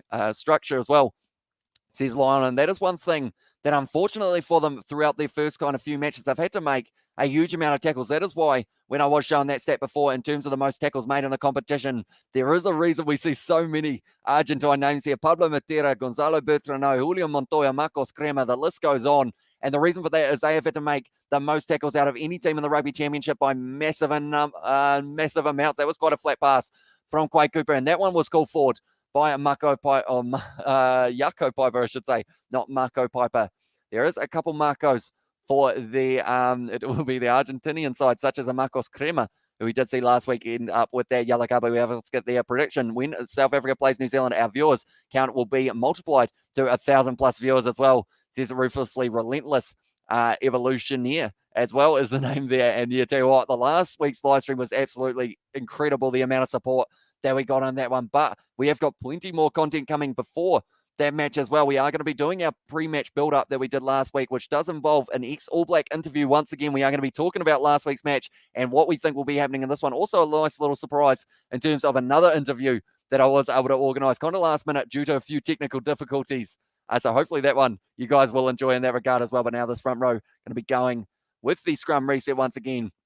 The big front row of the Pumas, Rodrigo Martinez. Also, it is Julio Montoya and then Enrique Pierreto is the other man in the front row there. Go Australia as well, says Kilera. And also we have got there. I hope Pumas win. Go Pumas. And Argentina can literally beat anyone on their day. They are like the Southern Hemisphere version of Scotland, says Be Real. And that's the thing as well. Argentina, we saw last year, they had a phenomenal Tri-Nations competition. They are yet to get a point this year, but they have had their fighting moments, and I want to see them do well in this game. And I feel like the Wallabies will appreciate having a good game up against them. That's another scrum penalty to the Wallabies. I jinxed that one big time for the Pumas there. Michael Hooper thinking about taking it quickly, but decides against it in the end. But I believe the Wallabies will enjoy the challenge of playing a physical Pumas side, heading into those games up against the likes of Wales, Japan, and all of those sides in the Northern Hemisphere. just to give them a little bit more practice against some big physical forwards. But now Research going to be kicking this one for the corner, looking like he is going for the far side. Has been able to get it out just on the 22 now, and it will be the Wallabies, who have got another opportunity. That's a problem in New Zealand. Too many great coaches and only one All Blacks team to coach as well, says the Lion. And I guess I did see actually that Warren Gatlin has re-signed his deal with the Chiefs for the coaching side. Aaron Manger going to be coaching Moana Pacifica as well. So we've got quite a few Kiwis in that regard going overseas to kind of coach those other teams, but also staying on that kind of soil of New Zealand as well. And the Waikato for it will be Warren Gatlin. That's a penalty to the Wallabies once again. I believe it was closing the gap as well. But what we will do is we will put up the leading try scorers while this is happening as well, because more than likely the Wallabies, this is a kickable 3, but do they decide to kick for the corner? I believe they are going to. Reece Hodge here, going to be putting it into the corner, and they're going to be trying to play aggressively for the later stages of this first half. We have already had 24 minutes gone in this game, ladies and gentlemen. Good commentator as well, says Kalina. Thank you very much. Do appreciate all you guys' support over not just this match, but also the whole Rugby Championship. And anytime we do a live stream, you guys do tune up, and it is hugely appreciated indeed. I hope Pumas win. Go Pumas, says Richard. And also we have got there in the chat, I'm still crying over Robbie Deans as well, says Lewis. And also this game is somehow still not half as slow as the ABs versus Box 1. And that one's going to be turned over there for the Pumas. And now because of it, it does mean that it will be fired back. And it is going to be Santiago Carreras who will be kicking that one right into touchdown. It's going to be about 25 meters out. And once again, it will be the opportunity for the Wallabies. I'm so pumped for ABs versus South Africa as well, says Tesla. Yeah, that's going to be an awesome game because it was so close last week. That was a great steal there. I believe, if I'm not wrong, I want to say it was Guido Petty, but I could be wrong in that regard. It has gone down there for the Wallabies in their lineup, but now it's going to be Rob Valentini on the 22 trying to drive his way forward, just flying straight through the middle. Fine, looking for the clean out, but there was no one there. Quite Cooper has done the cross kick there. Jordan Pataya takes it nicely, stepping on the inside, trying to break the tackle. Research was with him, but not quite able to find it, and he was crawling forward as well, so that's going to be the penalty. But they are going back for the original one. Kieran has gone down already.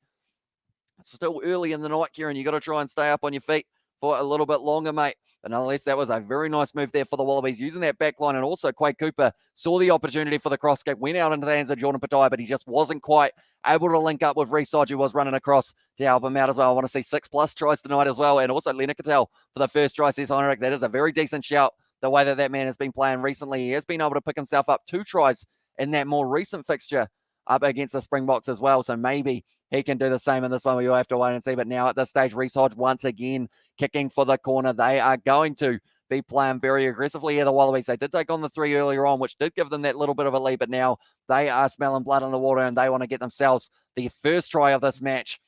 And the big question is, who is going to be able to do it if they do get it? Kieran got taken out in the back as well, says Lon. Yeah, I think it might have been a cheap shot from the cat or something along those lines. Taken nicely by Darcy Swain there, collapsing early, and that's going to be a double blow of the whistle. And Argentina think they're going to have to be careful because someone could be going to the bin here, unfortunately for them. Surely it's not Marcos Crema. If it's number 7, no, it is going to be the number 5. I believe it is going to be Thomas Lavanini, who has taken out Isaac Rodder's kneecaps, and he is going to be off the field with a yellow card here. So the question of all very dangerous is the call there. Oh, no, it's just going to be a yellow card, though. So now Thomas Lavanini, anytime Argentina are fighting hard, they just shoot themselves in the foot, unfortunately. Quay Cooper went for the high five. Thomas Lavanini wasn't very keen on the idea of one of those after getting sent to the field. As Kieran been drinking, Hamish, says David. I don't believe so. Not that I've seen, but who knows? Maybe he has in that regard. We have got the as a Welshman. This Rugby Championship has got me worried. Our next games against New Zealand, South Africa, and Australia, says Simru. And also, not just that, Fiji are going to be heading north, which is going to be pretty awesome as well. Yeah, an awkward fall there. But I believe it was Darcy Swain who originally took the awkward contact, and because of it now does mean that Argentina are going to be down to 14 men. So I did say earlier on that there would be a yellow card in this match. I only predicted the one, and we have still got another 54 minutes left. But now Falau Fainga'a trying to march his way forward here for the Wallabies, breaking off the back. He rolls forward, and that's going to be the try there for the Wallabies, the first try of the match, and it is Falau Fainga'a who was able to score it, and we will add that one to the try scorer sheet. But that is how you'd make the most of an opportunity there for the Wallabies. They were able to get themselves that try, and now has given them a nice little lead heading into the later stages of this first half. We will add this one. Wallabies try scorers for this one. They will have a name there. Argentina still going to be not applicable in that regard, but it was just that rolling ball. Originally, that yellow card being given away by the Pumas, and then they were down to only having the 14 men out on the field, and then from there was Falau Fainga'a in the number 2 jersey, who was able to march his way forward and score himself the try. We will go like that. Hopefully I have spelt Palau Whainga correctly, but it was scored in the 27th minute.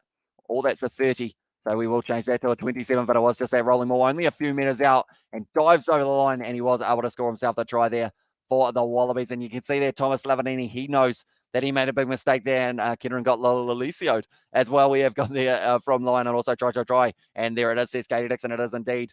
So now it is going to be the kicking opportunity for Quade Cooper, but not what the Pumas would have been wanting. Once again, that discipline is going to be that factor that could cost them this game, depending on how it goes. They need to make sure that they do not concede any more points going into the second half, I would think. And Wales put themselves up there for the slaughter, or put themselves up for the slaughter in the Autumn Internationals. Talk about a lineup of depth, says Brooke. But I guess in some regards, you got to say fair play to them, because they are working on that theory of to be able to play up against some of the best sides. It's great learning experience for them. And if they can get an upset win, Quade Cooper not struck that one well, unfortunately for their man. So currently only sitting 33% today, but the score at this stage, 8-0 to the Wallabies after 28 minutes. And it is going to be 8 minutes left of their yellow card as well. So it could be a crucial one for the Pumas. We have got there, they had to work for that try. That's good rugby as well, says David. And also we have got there, finally, typical Palau try right up the backside as well, says Citrus. And also Aussies are trying really trying as well, says Lyon. We have to wait and see whether or not they can get themselves the bonus point this week. That is something that they weren't quite able to reach last week for the Wallabies, but they will be working hard in this one as well. And with the one try already in this game, 29 minutes in, they'll be open to try and convert that into maybe one more before halftime, like I mentioned. But now Nick White going to be rolling this ball back inside of the 22, and he will be kicking this one for the touchline here. Going on, Callaway trying to chase this one nicely, but it's going to be on the halfway line, taken nicely by Juan Cruz Malia, now trying to step as well around Michael Hooper, almost out of the tackle as well. Nick White, he's done the big dive there. Nick White, I believe he got quite hard in the breakdown. He's asking the question to Iako Piper. It's going to be a penalty there for not rolling away against Michael Hooper there. And he is not too happy there at all. And we have got there in the chat as well. I actually saw earlier on someone mentioned about the fact that even though there's been quite a lot of kicking in this game, it is still a faster pace than that game between the All Blacks and the All Blacks and the Springboks. And I think one big factor in that regard is the factor of the fact, I've said fact about 7 times in that sentence, but pretty much both sides are kicking the ball kind of straight back between each other. They're not really going for that kind of strategic, kind of slowing the game down in that regard in the breakdown. Like, they're not really rolling it back for the box kick. That do take just a little bit more time on the clock. And also, their ball hasn't really gone into touch, so we haven't had too many lineouts in this one compared to that one between the All Blacks and the Springboks. But now it's a lineout for the Pumas, believe it or not. It's going to be the rolling ball at the back here. It's going to be taken nicely by Julio Montoya, trying to charge through. He's gone through the middle there, Darcy Swain, and he has been able to tie him up. He's picked him up and tried to slam him there, Julio Montoya. And because of it, it does mean that it's still on the side of the Pumas. No, it's been dropped there by Rodrigo Bruni, and it will now be the scrum feed. And I believe it was just a little bit of an overlap, opening up for the Pumas, and they ended up getting themselves a little bit muddled. We have got the lifts the Welsh curse. Lifts the Welsh curse using witchcraft. That one was a hard sentence to get out. Hookers have always benefited the Aussies as well, says Sebastian. And also de Klerk, 50 kicks tonight as well, says Des. I tell you what, if he had 50, it'd be very impressive. I believe his best so far has been sitting around that.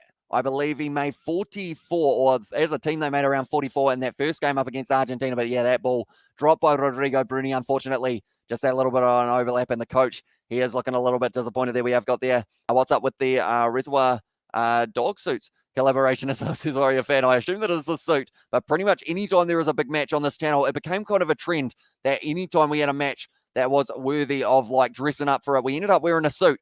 And my tie at the moment, it's looking a little bit rough, which is why it's slightly high into the side, but the collar is absolutely massive on this shirt, so I need to get myself a new one at some stage. I think could be a very good idea, but unless at this stage, we are once again going to see another scrum, and it is going to be in the favour of the Wallabies now. Nick White putting the ball in the scrum once again for them. It's a big push as well, and that's going to be a scrum penalty advantage for them now, is it? No, the front row staying down. Very nicely done by Argentina. Now it's an advantage, and now Rob Ballatini breaking off the back inside ball to Nick White, looking for the skip pass. Callaway with a bit of a juggle, I should say, and he has been driven into touch, but now back across field. It's going to be over the top. Daniela Tupou well and truly confused Samu Karubi there. He was still able to take it. Julio Montoya getting in the breakdown. He's stolen the ball, but it is going back for the penalty now to the Pumas. Go Argentina, push, let's go as well, says Terapai. And also we have got there Kirsty gone, and the Welsh could be in trouble as ABs love peaking in between World Cups as well, says a line by the front row. Angling in is the penalty there. That was called. But the 23rd of October, they are showing that the next match for the Wallabies, it is going to be up against Japan, and that should be a very intriguing contest happening in Japan as well. The All Blacks going to be heading to Maryland in the USA to be able to take on the USA there, and then they are going to be heading to Wales to take on the Welsh. So that's going to be two very good games in a row. Scotland versus Tonga is actually also a very intriguing game in that regard, but Reece Hodge now kicking this one for the touchline. Once again, we are 33 minutes through this match at the moment. Just the one try so far, and the one kickable penalty has been nailed by Michael Hooper, but it was a nice ball from Nick White on the outside to Andrew Callaway, but just had that little bit of a juggle there, unfortunately for him, which did mean that it slowed down the play. And the Rugby and Ellie Evans got their 1970 or 1874 Cup, as well as Scotty Dixon, and also Hamish applying for funeral home director with that suit as well. Says interest, and now it's going to be Rob Ballatini running down the middle of the field. Andrew Callaway is going to score the try, and that's going to be the second one of the match for the Wallabies, and that kind of came out of nowhere. I was hardly even watching, but Callaway, you can't stop that man from scoring, and something I'm going to do right now is I have got the leading try scorers of that competition. Now, some of you will remember before the match, I had it down as 5 for Andrew Callaway, switched it back to 4, but I'm going to put it straight back to 5 now. We're going to have that go across the bottom as well, but it was off the back for Laufaya. Rob Ballatini, the big man, getting a bit of steam, and Andrew Callaway, great support run there, scores the try, and that is going to be the try there for the Wallabies, the second of the match. And this yellow card of the Pumas is going to be punishing, because that is already going to be a total of 10 points scored by the Wallabies throughout that one. But we are going to add the name Andrew Callaway. I'm getting used to typing that one, to be honest, in the try scorers column, and he has been able to score it there in only around the 33rd minute of this game as well. Very nicely done indeed. And Dave Rennie, he's a happy man, having a bit of a clap in the commentary, or not in the commentary booth, but in the coach's box. Wallaby scored as well, says Noah Rogers. And hi in the chat as well. Welcome in, mate. And also Andy Callaway try. A prediction looking good, says Sebastian there as well. And what a try, says AJ. And also we have got the Aussie, oi, oi, oi from Lion. And Andrew Callaway, 2021. He has scored himself 6 tries in only around, I want to say it's 7 appearances for that man. And he has been doing extremely well. Callaway really loves a meat pie. He does indeed. And he has been scoring plenty of them as of late. Like it said there, 7 in 2021 tries. He has been able to get, 6 in 2021. And he has only recently been added into that Wallabies lineup, so he will certainly be securing himself that jersey, because that's the thing. He's normally out on the right wing. He's moved to the left wing. He's still scoring tries. Andrew Callaway, and RIP Pumas as well, says Be Real. And also Callaway has had an awesome rugby championship. He has indeed. I was watching him from the Rebels for a little while, and I have been saying for a little while, not many people were kind of agreeing because of the fact that the Rebels weren't doing very nicely, but I said that his defensive line that he is able to cover in terms of a couple of those tackles in the game up against the Crusaders, contested in the air, and it's going to be a knock on there. And it is going to be, I believe, a scrum feed for the Wallabies. But yeah, also very quick and very pacey, great with a support run. And it does mean that he gets himself into some good opportunities. I've been able to score. Where did he score? As well as this Curious George. He ended up scoring almost between the sticks in that regard. So it was a nice, easy kick for Quade Cooper. By the way, I'm back, Kiwi lads, as well as this Curious George. So welcome in, mate. It is great to see you, Dwayne. Oh, Michael Checker as well, says Dwayne there. And also go Wallabies, says Sintress. And also get the Byron Bay boys back for the second half as well, says Warriors fan. And of course, that is a reference to the fact that there are currently 6 Pumas players and also 2 of the management staff, if I'm not wrong, who unfortunately are not going to be available for this game. And that is the likes of Pablo Matera. Also, it will be, if I'm not wrong, Santiago Cordero is another one there. They're actually going upstairs here for the TMO, just trying to see whether or not there was foul play, perhaps. In this regard, the challenge in the air, because of the fact that I believe it is Lucio Cinti, looks like he's in quite a bit of discomfort at the moment on that calf. But we're looking here at Reece Hodge. Okay, I believe he ended up challenging, but he did arrive second, Reece Hodge. So they are saying maybe that he's not in a position to be able to compete for that ball. Lands on his feet. Penalty only, and it is going to be reversed in this regard, and it's going to be the penalty here for the Pumas. And I think it's the change in the tactic for Argentina, like Wales, when they were crippling in 2020, but look great in 2021. I feel Argentina will get used to their new tactics by next year, hopefully, as well, says Dwayne. And they have got plenty of games to be able to do so as well. We have got their first All Blacks, second Wallabies, third Springboks, and fourth Pumas got to go as well, says Noah. So that was a quick visit, but we do appreciate you tuning in very briefly, mate, for that one. Callaway deserves some sense of achievement after making a pillock of himself in the Rebels as well, says Sebastian. Yeah, that's the thing. That's the thing. These Wallabies sides, or these Super Rugby AU sides, I should say, they have some good players scattered throughout them, which is why I felt that the Wallabies coming together as the one side would have a little bit of potential, because of the fact that all of their kind of sides have their standouts. And Callaway definitely one for the Rebels. Also, when you think of the Brumbies or someone along those lines, Rob Ballatini was one that was straight away on the mind, but Thomas Lavanini, he is going to be returning out onto the field now, and he will not be too happy, because ever since he went off the field, the Argentines have conceded 2 tries, but visits to the opposition 22, 79% here for the Argentines in the Rugby Championship 2021, and only 11% of that time they have been able to score a try. So this is a big moment for them here, but Thomas Lavanini now going to be back for this line out, and Julian Montoya with an important throw. 44th minute of the last game, he was able to score himself a rolling maul try. Can they do it here once again for the Pumas? It's going to the front here, taken nicely. Almost an awkward fall for Guido Petty, but taking it nicely. And now Julian Montoya, they've got the advantage as well here for the Pumas. It has gone down into the breakdown, and now it's going to be passed back. Chocobares with a little bit of a juggle. It's gone backwards, and now it is going to be going back for the penalty for the Pumas. They are 15 points down. They cannot really afford to go for the 3 points here. I feel that they need to try and push their way towards a try before halftime. The All Blacks will break loose tonight. It's going to be a razzle-dazzle as well, says Patrick. And also Wallabies will win by 20. ABs win by 6 points as well, says David Pinotto. And I will quickly have a look while we are waiting as well for this line out to happen. We have got 73% of viewers still said that the Wallabies are going to be winning this game, but there is still a few going the way of the Pumas in this matchup. It was very close for the first kind of about 25 minutes, but then from there, Australia have been able to get themselves those 2 tries. The first for Laufaya, and then the second, Andrew Callaway, was the man who was able to score it. But Julian Montoya, he's calling for a ball, I believe, if I'm not wrong. They are missing one. It's been thrown to him. And now it will be Julian Montoya once again. I'm back, says Noah Rogers. So that was a quick trip in that regard as well. But do let me know who you guys think is going to be scoring the next try in this match as well, in terms of the exact player.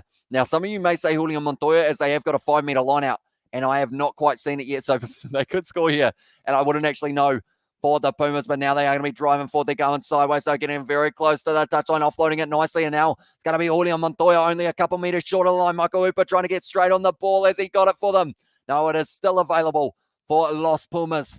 Going back now into the hands of Rodrigo Bruni. Very hard man to put down, but well handled by Rodda and also Valentini. Going back around the side here for the Pumas, meter short of the line now. And Hooper trying to get straight in there, but the ball is not quite where he is looking. It's going to be Julian Montoya, who decides instead to let it sit there for Enrique Pierrito, getting closer and closer to the line. They've got the advantage as well here, the Pumas. This could be the try that they need to get back into this match. Julian Montoya now offloads it back into the hands of Chocobares. Inches from the line still for the Pumas. They are up to 7 phases now. It looks like it's going to be Lavanini looking to the short side, passes it back now. It's going to be Bertrano trying to stretch out, but he is dragged down there once again by the Wallabies, and Michael Hooper happy with something there. But I believe it is still on this side. Julian Montoya inches there from the line once again. He's getting himself very close to being able to score the try. It's the number 1. I believe he knocked that down, but it went backwards there. No, it did go just that little bit forward, but now it's going to be the knock on. Or sorry, it will be the penalty. The way of the Pumas, great goal line defense though from it was the Wallabies. And also we have got there in the chat here, Pumas backline backline run to linear, too easy to defend as well, says Lion. And also Summer Karevi for the next try, standing by my prediction as well, says Sebastian. And also Peter de Villiers time, says Carl Smith. And also we have got there running rugby, says Heinrich. And also we have got there in the chat, good defense Aussie, says David. And how good was Manawatu today though, Hamish? I did see that they got that big win over Otago. So we've seen a round of upsets in a way so far, because I believe Otago were the favourites going into that match, but we did see just a great performance. Aaron Smith in that number 9 jersey is helping them out, but a player for Manawatu, Braden Iosi, is one to look forward to in Super Rugby this year. He plays for the Hurricanes. We saw a bit of him last year, scoring quite a few tries as well late in Super Rugby Trans-Tasman. He's one to watch because he is looking like a very talented player indeed. Least favourite rugby player, Hamish, says Brooke. I don't think I really, I guess you could say, have a least favourite, because I always end up, like, there'll be players that at times I think do kind of not smart things, but overall, I don't think I've got anyone that I'm like, oh, I really dislike that fellow. But now it's going to be on the halfway, or sorry, not the halfway, but it is going to be halftime siren. So now the Pumas, one more opportunity here to be able to attack. Marcos Crema now just bulldozing his way forward, hit hard in a tackle there by, it was Danny Alatupo and Michael Hooper. Oh, tell you what, Petra, no, you will not go around there again, because Tongan Thor has just absolutely whacked you. But now Lavanini once again going to be going around the side, giving it to the big forwards for Argentina. Juan Martin Gonzalez once again getting the carry, and it's another advantage here. Bertrand, drawing past, little kick behind there. Oh, he's nailed in the tackle by, it was Danny Alatupo, and now they are going to be going back, and it's another penalty for the Pumas. I think they should continue to attack. Yes, the Wallabies have probably got the better gas tank in their regards for the second half, but if the Pumas can score themselves one try here before the halftime, they will be doing very nicely indeed. Have you been watching the Bunnings NBC? I have indeed. I have been following a few of the games, also commentating them on this channel. as well. But I did see that it was a big win for Bay of Plenty over Wellington as well, 33 points to 32. But here it is, Gonzalo Bertra. Oh, was there an arm wrap there from Taniela Tupou? I believe there would have been, but Taniela Tupou looks like he's got a little bit of pain there, which seems weird that he has come up against a halfback and he is the one who looks like he's wincing, but I was like, big hit from him in the end. Hooper steals as well, says Heinrich. And also we have got there, are you excited to see Richie back? I am for sure as well, says Noah Rogers. Of course, Richie Mo'unga coming off the bench for the All Blacks here, and they have actually got the kicking tee out there. So they are going to be taking the 3 points, but Taniela Tupou looking a little bit worse for wear, I should say, at this stage. About 41 minutes down in this game at the moment. It seems like Argentina are going to be taking on the 3-pointer, and that will give them 3 points going into the second half, but maybe is it the best decision? I feel like the Pumas, they needed to score themselves a try in the next few moments, and Emiliano Boffelli instead will be going for this kick. And we have got their big win to Bay of Plenty. It was only by 1 point as well, says Noah Rogers. It was more of the factor of that Wellington are sitting above them on the table as well. And the huge thing there is Wellington almost made the comeback in that game. We saw last night between Northland and Waikato that Waikato were almost able to cut down that points differential, because we have seen Wellington in the past. They have had a couple games where they have been on the wrong side of a high-scoring game, up against Hawke's Bay and also up against, it was also Waikato, like I mentioned just before. But in this one, they were able to fight hard in that second half, Wellington, but just not quite enough to be able to get that one. But at this stage, looking at the table, Bay of Plenty are below Bay of Plenty are below Wellington, which is why it is one of those upsets in that regard as well. And we have got the 34-13, says Brooke, for a score time of full-time prediction. But at this stage now, 15 points to the Wallabies, 3 for Argentina in this game. We will get some stats up about this match as well. But do let me know who the player you feel has been doing the best in the first half is, and who is a player that you think will shine in the second. I know Greg Holmes has been thrown around a little bit in terms of the names, because of the fact that he is going to be returning, the oldest player since World War II, to play for the Wallabies, and what an occasion to be able to make the comeback there. I will show the bench for you guys as well, so you know exactly who will be making their way out onto the field. We can see the likes of James O'Connor once again going to get an opportunity, but Sean McMahon, he is going to be back for the Wallabies here for the first time in over 1,000 days, and he'll be able to have a big impact there in that regard as well. But nonetheless, match stats at this stage, running meters well and truly in the favour of the Wallabies, 298 to the 85 of the Pumas. 11 defenders beat into the 4, clean breaks 3-0. So the Wallabies at the moment have only made 2 offloads though, which is an interesting stat, because they have been really just offloading for fun in these other games. So if we expect about 8 or so in the second half, then they will be getting up to around their average for the Rugby Championship. But so far, 48 tackles made by the Wallabies, only missing the 4 with the 4 turnovers won. And then for Argentina, 50 tackles made, 11 missed tackles though. So that has been costing them a little bit as well. And also the 7 penalties conceded against the Pumas so far compared to the 6 of the Wallabies as well. We have got there, Johnny, come over, bruh. I got all the butts as well, says Desert. Also, we have got there Canterbury versus Tasman Premiership final, and Taranaki versus Manawatu in the Championship final. That's my predictions as well, says Noah Rogers. And also we have got there as well in the chat, Hooper, understanding defense, playing HS game, Magnus Carlson style as well, says Heinrich. And also we have got there board with game, says Oldie. And at this stage, we are sitting at halftime, so we have still got half of this match to go, another 40 minutes, and then we are straight into that game between the All Blacks and the Springboks as well. Can you do a handstand? I cannot. I'm not very good with the whole I can't even cartwheel, I don't believe. I feel like if I tried to, I'd end up probably breaking something, and it might not even be something in the house, probably a bone in my body. But we have also got there, grab your drinks, grab your snacks, smoke them if you got them as well, says Katie Dixon. And hey, Hamish, through a mate of a mate, I scored a corporate lounge pass. First time ever in my life, and I've been to a rugby park at least 100 times as well, says David.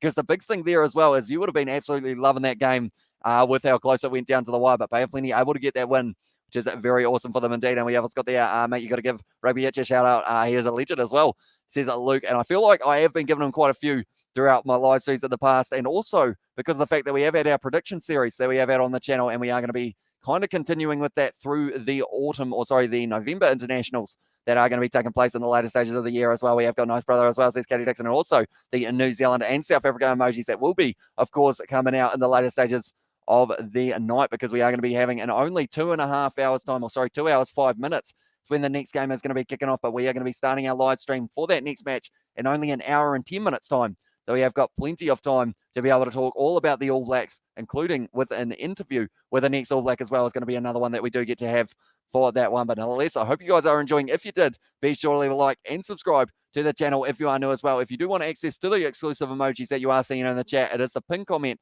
there in the kind of pin comment section. I believe it is called. I'm not really sure what it's called, to be honest. It's the chat. That's the word, the chat. I don't know why I couldn't think of that one. Tesla, yeah, I still need that hookup, brother. I have the dollar. I need the plug as well, says Johnny Lays. And also we have got there, this set can even beat All Blacks as well, says Drew Feed. And also we have got there, thank you for consistent and amazing commentary, Hamish, says ruthlessly relentless evolutionary. Tell you what, that's a hard name to say 5 times fast as well. We have got there, yes, thank you for the stream, Hamish, as well, says Katie Dixon. And missed, says Heinrich, and most meters in the game goes to Gilbert, the rugby ball as well. That is a fair point. He has had to cover a huge amount of ground, or she. We shouldn't assume the gender of the ball, I guess, in that regard. But Andrew Callaway, he's covered a bit of ground so far in this matchup as well for the Wallabies. Able to score the second try for Laufang, able to score the first. And so far, in terms of the meters carried for these sides, Juan Cruz Malia, 32 meters carried for Argentina, 72 for Reece Hodge so far in his 6 carries. Jordan Pataya having 62, and then also the next highest is Rob Valentini with 46 carries, 2 defenders being a 1 clean break, and in the end, he was able to get that assist going the way of Andrew Callaway. Only 6 tackles is the most that we have had throughout this match. 3 turnovers, 1 by Rob Valentini, though, in the breakdown, which is just absolutely incredible to be able to have that many in just a short amount of time. Darcy Swain also getting the turnover 1 as well. We have also got there, hey, mate, thanks for the entertaining stream. No worries, mate. And we have got plenty more coming in the future as well. Kieran Buffer try as well in the chat from Katie Dixon. You know you want these emojis, y'all, as well, says Katie Dixon. And also we have got the Cooper IRB Player of the Year, says Charlie. Certainly up there the way that he's been playing, Michael Hooper. He's been consistent throughout the whole Rugby Championship. He was one of the standouts in the series up against France, one of the standouts in those games up against the All Blacks as well. So he is certainly going to be right up there as well. Get a good call, Hamish. And also we have got there, bro, I've been ripping cones since 7 a.m. says Johnny Lays. And also Buller, thanks for the commentary, listening from Fiji, says I see as well. So I do appreciate you tuning in. And I believe Fiji, what is the time in Fiji at the moment, I see it? Because I know that you guys were on the same time zone as ourselves, but we've had daylight saving. So I'm wondering whether or not you guys have as well. Are you currently sitting at 9 p.m. or is it 8 p.m. there? Do let me know. And also we have got there, who do you think, or will you do Springboks versus New Zealand after this? I will indeed. And we have got some special stuff planned for the kind of pre-match build-up of that game as well. We are going to be starting in only an hour and 10 minutes time. We are going to have an interview with the next All Black, talking through a preview of that game and also a little bit of a review of the last match that we did get to see as well. And then also we are going to have a little other interview that we are going to have on the channel as well, which will be filling in some of that time leading up to that match. And we've got a whole heap of stats, whole heap of facts, whole heap of information that we are going to be talking about, and just a whole heap of fun as well. In that regard, score prediction for All Blacks versus Springboks, says Jared. I have said 29-24 to the All Blacks. And the only reason I'm sticking with that is because I predicted it last week as being that score, and I was wrong. So I feel like if I change it now, I might end up getting it wrong twice. So for some reason, I'm trying to stick with that same one, as I think it could be possible, 29-24. And also we have got their evening. Good evening from Melbourne. Can't wait for the AB's match as well, says Andy Watson. Yeah, we are only 2 hours away from the kickoff there. I'm almost nervous for both of those sides in that game, because we can see that the All Blacks at this stage, they are going for the Grand Slam for the first time since 2017. The Wallabies at this stage, they are trying to get themselves second place on the Rugby Championship. If they get the win, they will secure it. But if not, the Springboks will have an opportunity to be able to pass them, depending on how it goes. Why does Springboks, where did that go? What does Springboks need to win the Rugby Championship? Unfortunately, with the way that it is sitting at the moment, there is no way for the Springboks to win it.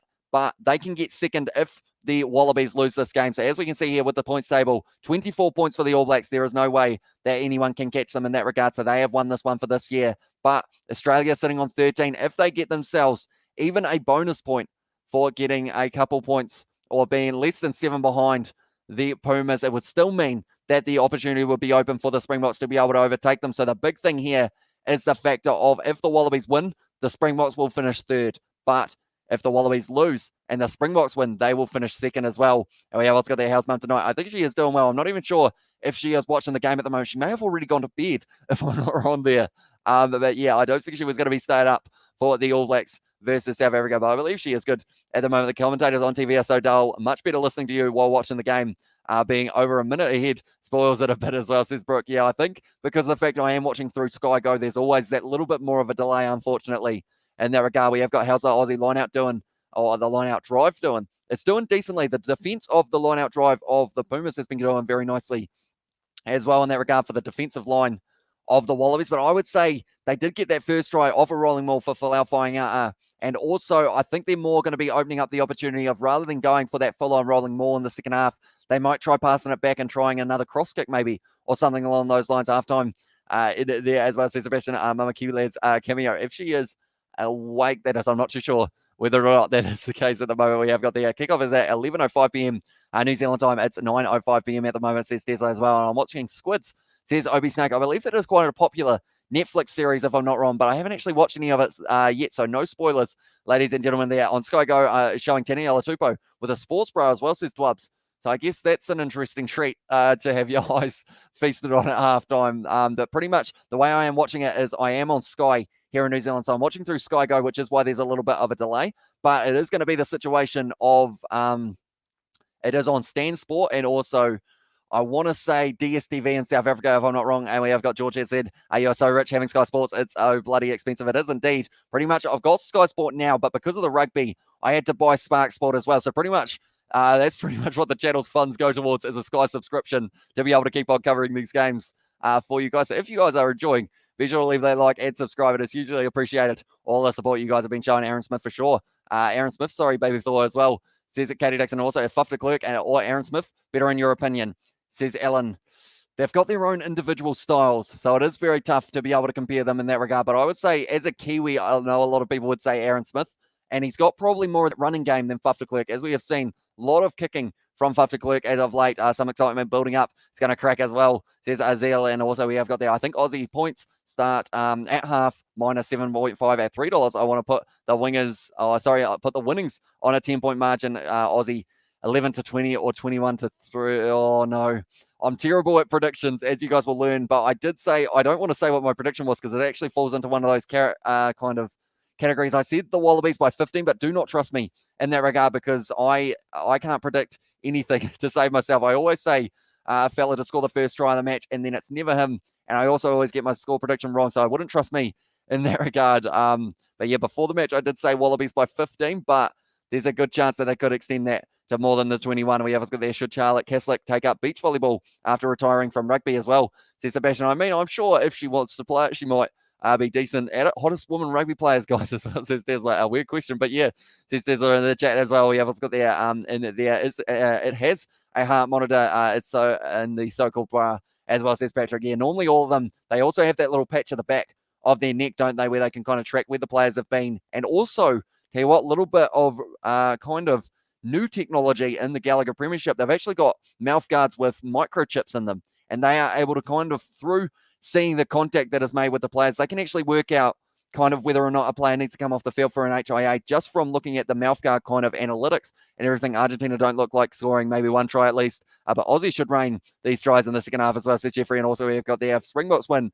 They will accomplish what they really came to do, beat the All Blacks as well, says Cintrus. Yeah, they will certainly be looking for that big win here, the Springboks, to try and redeem and kind of get themselves on that winning track heading into the Northern Hemisphere. They have got games up against England, Wales, Scotland, I want to say, maybe. And then there's also one other game, if I'm not wrong there, but I can't quite think of it off the top of my head as well. Bucky's on as well, says Lewis. And also we have got then 45-13, I think, says Be Real. And also Wallabies playing amazing since the Bledisloe as well. Yeah, they've just found some incredible form, the Wallabies. And as we can see here, this is all of their previous fixtures now. I will say the Rugby Championship ones, the first two up against the All Blacks, they look a little bit rougher in terms of the score than some of those games where they were relatively close at stages throughout that game. The Wallabies, for being able to put together a 80-minute performance, and you'd have to say that game up against the Springboks twice, that second one especially, that was an 80-minute performance from the Wallabies. And then this game up against Argentina last week, they will be relatively happy with that performance, but they weren't quite able to secure that bonus point. So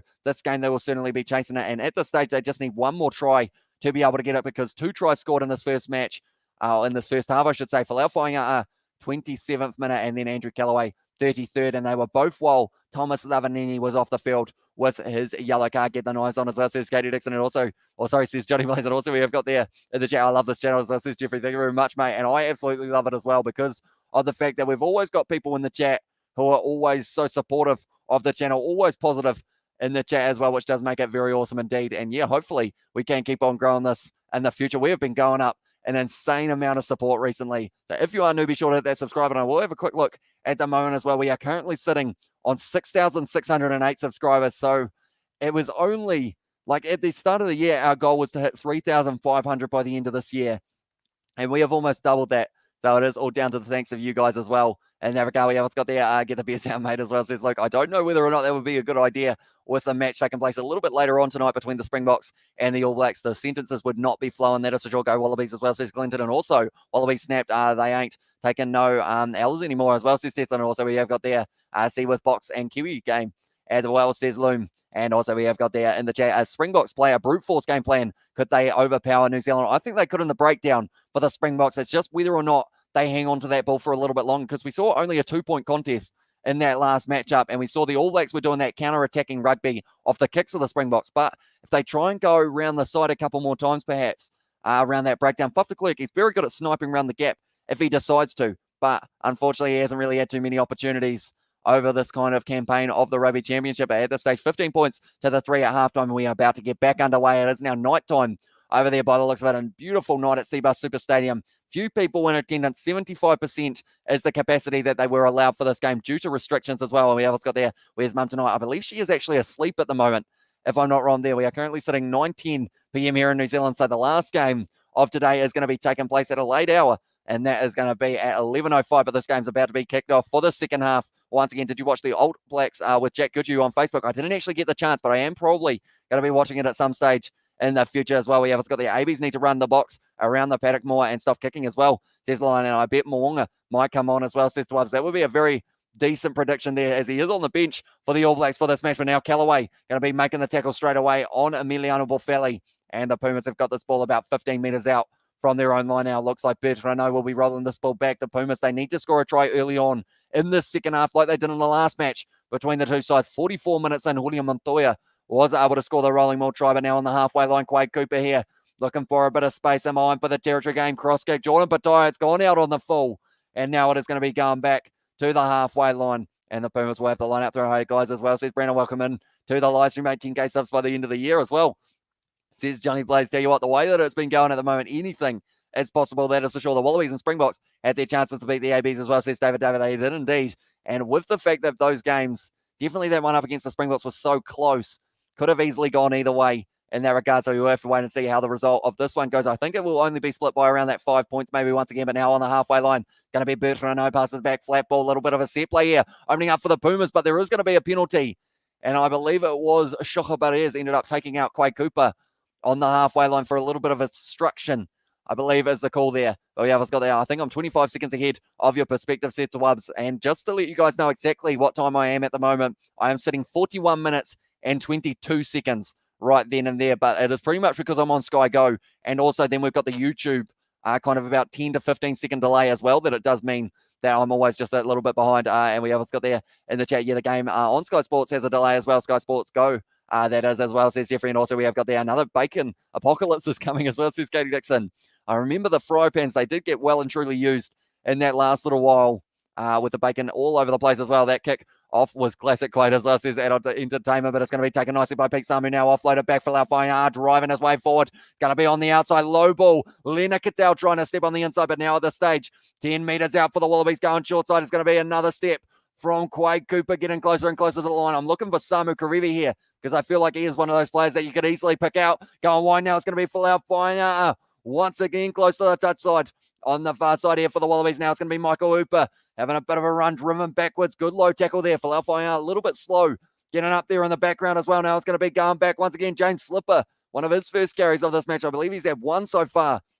Other than that one, but now they're going to be driving forward once again here for the Wallabies. Lena Cattell fires it back. Quade Cooper, ball to Samu Karevi, and he scored the try, Samu Karevi. And that is going to be the third try of the match there for the Wallabies, ladies and gentlemen. And now they are going to be sitting with that bonus point if nothing changes. But it's a great start to the second half for them. Samu Karevi has been able to score it. I was actually looking for him on the other side of the field, but this side works as well. And he has been able to score it there.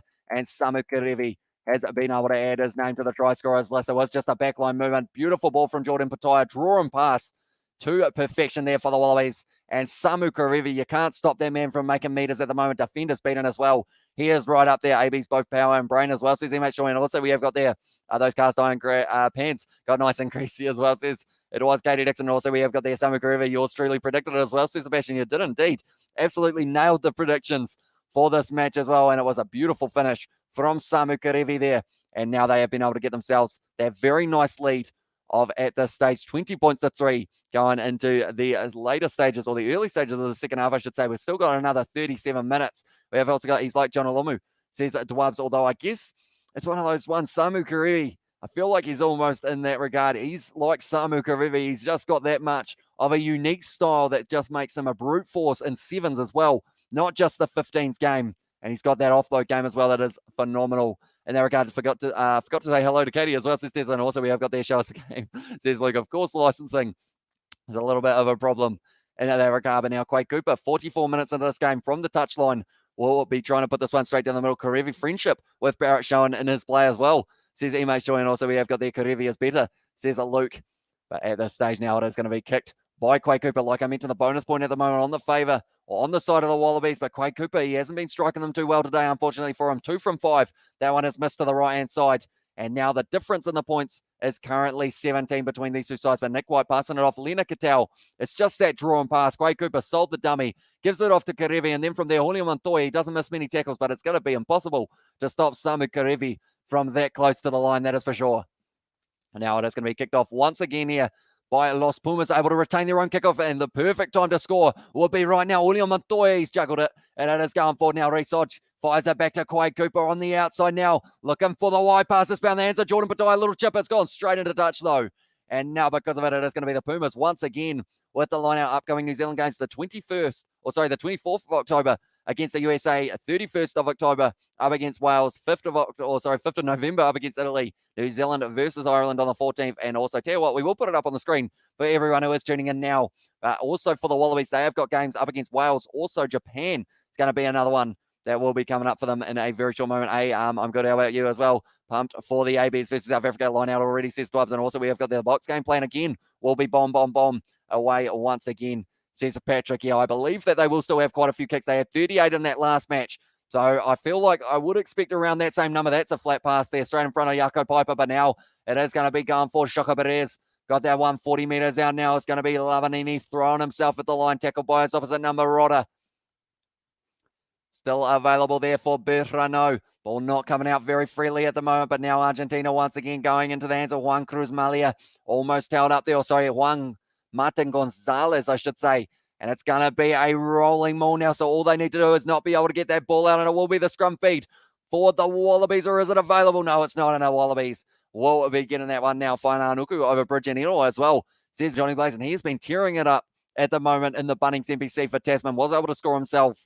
I believe he's got 5 tries so far in the competition. It's actually only Coombs Fabling who has overtaken him. And the only reason he overtook him was because he scored 3 tries in that game up against Northland on the weekend. But Whainauku will be playing tomorrow up against Southland. So maybe he will get himself a few. Tell me what, my voice is trying to disappear at this stage by the sounds of it as well. Cheers, Andy Box here. So excited for All Blacks versus Box. Then Northern Hemisphere tour, says Johnny Blaze here. There is plenty of rugby going on. Also, Cricket World Cup very soon for the Black Caps. I think we are going to be covering some of that on the channel as well. And over Enor every day of the week as well, says Jeffrey. And that is going to be a free kick once again against Argentina at scrum time. They have not been having a very good day in that front row with Martinez, Montoya, and also Pierreto. We have also got their cheers for the fixtures legend, 10 out of 10. And one question, how would you like your coffee? See the avatar as well, says Sebastian. Also, we have got there. And, no, it's not been taken clean by Juan Cruz Malia, but fires it back across. Rodrigo Bruni now trying to build up some steam, breaking the line nicely, finds the offload as well. But the Wallabies all over Santiago Cordero around the side now, though. For Santiago, that was actually Matthias Moroni. One of his first carries of the match, gets back up and goes again. Finds the offload. No, it's going to be hit back by Nick White. And now it's going to be on the side of the Wallabies. It's a knock-on advantage here for the Wallabies as well. Nick White goes back to Quade Cooper once again, going for that cross kick, the best way of passing it back across to the almost winger Michael Hooper. He's got Callaway with him, and this man is quick. He's done the chip of mind as well. Reece Hodge trying to chase this one. It's bouncing awkwardly. Oh, he's just knocked it on Reece Hodge there. Unfortunately for the Wallabies, I feel like maybe it would have been smarter to just leave that one for Callaway to take there. But he is not too happy at the moment, Reece Hodge, with that one. We have got there, was holding back, making a coffee comment as well. And also we have got there in the chat as well with the coffees from Sebastian and also from Katie Dixon there as well. And we have got there, just got a new brand called Goth Rider. That's an interesting name for a coffee. Is it I guess, what is the strength? Do you guys have strength? I assume you guys have strength in America as well, because I believe they go 1 to 5 here or something along those lines. How strong of a coffee is Goth Rider? Sounds like a brutal name indeed, but maybe it's got a bit of brutal flavour. Down the wing, Callaway, the little chip of mind, him and Reece Hodge both chasing that ball, and then Reece Hodge, the ball kind of avoided him, which in that situation maybe would have been better to let it go into the hands. Oh, tell you what, there was a little bit of tension there between Michael Hooper and also Reece Hodge there. Michael Hooper kind of had it like that, saying, give me the hands, or give me the ball in the hands, maybe, or something along those lines. And Reece Hodge just looked at him with probably a death stare. Luckily, we didn't see the face in that regard, but now it's going to be a big push from the Wallabies once again at scrum time. 5 metres out from their own line here, the Pumas will be kicking the ball for touch.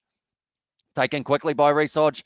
Thinks about taking it quickly, decides against it on the halfway line now, and it will be the Wallabies who will have this line out through. I'm just looking around. Taniela Tupou still out on the field. Now they have taken it quickly there. So they have decided that now the space is opened up. Samu Karivi with the step as well, trying to break the tackle, but good low tackle from William Montoya, making the tackle on that time. Quay Cooper now with some real go forward here for the Wallabies. Pataya looks for the offload. Buffelli, it's a bit loose, but it is going to be once again another knock on up against Argentina. We have got their Coffee Plus Cod equals Bumfa, Try, George Kieran, the Billy emoji in the chat as well. And also we have got there in the chat, Goff Rider. And also we have got there, it's called itself gasoline coffee as well. So I feel like that would definitely be very strong in that regard if I'm not wrong there. But now what we will do as well, while we have got another stoppage in play for another scrum in this matchup, we're going to look at the benches. That is the wrong benches. They are the ones for the game that has taken place a little bit later on. But Lachlan Lonergan, Angus Bell, and Greg Holmes, the oldest player to play for the Wallabies since World War II, will be making an appearance in this one. Matt Phillip at 19, and tell you what, they're not too far away. It is going to be Angus Bell and Matt Phillip making their way out onto the field, replacing James Slipper and Isaac Rodder there. And then they've also got Sean McMahon, who will be returning to the Wallabies after over 1,000 days. Jake Gordon, James O'Connor, and then Tom Wright. And then for Argentina, some good players there as well. They will be bringing out Matthias Alimano. I feel like he could really help out in line-out time. And also Domingo Miotti in that number 10 jersey might be a good option a little bit later on in the game as well, unless they try and slot him maybe into maybe the centres. They could go with Shot Uso. Awesome commentary as well, says KSL. Thank you very much, mate. Do appreciate you being here. If you're new to the channel, anyone who is watching, be sure to hit that subscribe button. We are at the moment on the road to 7,000 subscribers, and the support from you guys has been absolutely incredible. And I do thank every single one of you for tuning in, week out. But now it is going to be put in once again here for the Wallabies. Nick White expecting a big push from his four-pack, not really going anywhere though. So now back across to Samu Karevi. Who else would have it? He's breaking through the line. Oh, great low tackle there. But now Nick White snipes around the side, tries to find the offload. It's bounced back to Jordan Pataya, who's running over the top of it was Pierrito, who has gone down to ground, but currently only 10 minutes out for the Wallabies once again. Nick White passes it back now. Darcy Swain trying to break his way through the line. Tackled low by Bruni, though. And it is still available here for the Wallabies. Nick White goes across to Taniela Tupou, Tongan Thor, trying to get going, but did have his legs cut out from underneath him. Nick White now. Quade Cooper sells a bit of a dummy, tackled low once again by Bruni, but now going short side with a quick recycle ball. Callaway on the outside. Hooper not quite able to link up with him, though. And now once again going to be using the forwards. Matt Phillip, first carry for him since making his way out onto the field. Wrestled to the ground there by the Pumas defence. And Nick White once again firing it back. Quade Cooper now. Taniela Tupou. Falau Fire was not expecting it, and it is a full pass there. And now it does mean that it is going to be a scrum for the Pumas. We have got awesome commentary, mate. Keep it up as well, says William Brown. And also we have got there, Keith Quinn, but not bad commentary as well, says Uncle Nick. I guess that is still a compliment in some regards, because in fact, Keith Quinn, I feel like he was one of the ones who was, of course, right up there indeed. But I'll tell you what, Karevi, I was going to say there, he is well and truly getting plenty of running meters throughout this Rugby Championship. I believe unless Rika Ioane can run about 300 meters in that game up against South Africa, he is going to be finishing top of that one. And he didn't even play the first match, I believe, if I'm not wrong there. And also we have got the Abula from Sarah as well. Welcome into the live stream, mate. And at the stage, Santiago Carreras actually staying down. He is in the number 10 jersey, so maybe with that one, it may end up with Domingo Miotti. My question about where he would slot in to the side could be answered. Oh, Samu Karevi is limping off for the Wallabies. That is going to be a big one there. I'm hoping it is just a little tweak of the hamstring or maybe the groin or something. But if he is going to be out for the rest of the year, Samu Karevi, that could be an absolutely huge one there for the Wallabies. A huge hit to their side, that is. He's looking like he's limping on the right leg. So I'm assuming it is either groin or maybe something in the leg there. That does not look too good for him. And there we go. We have got their Pumas need to harden up as well, says NZ All Blacks. And also, yep, and I can never go back to another tee after that as well, says Gary Dixon, and Vanaka, says Jeffrey as well. But yeah, we are just hoping that Samu Karevi will be all right to continue. He's had a good game once again, having the try. He was probably lucky to score that try as early as he did. I believe it was when he was tackled here.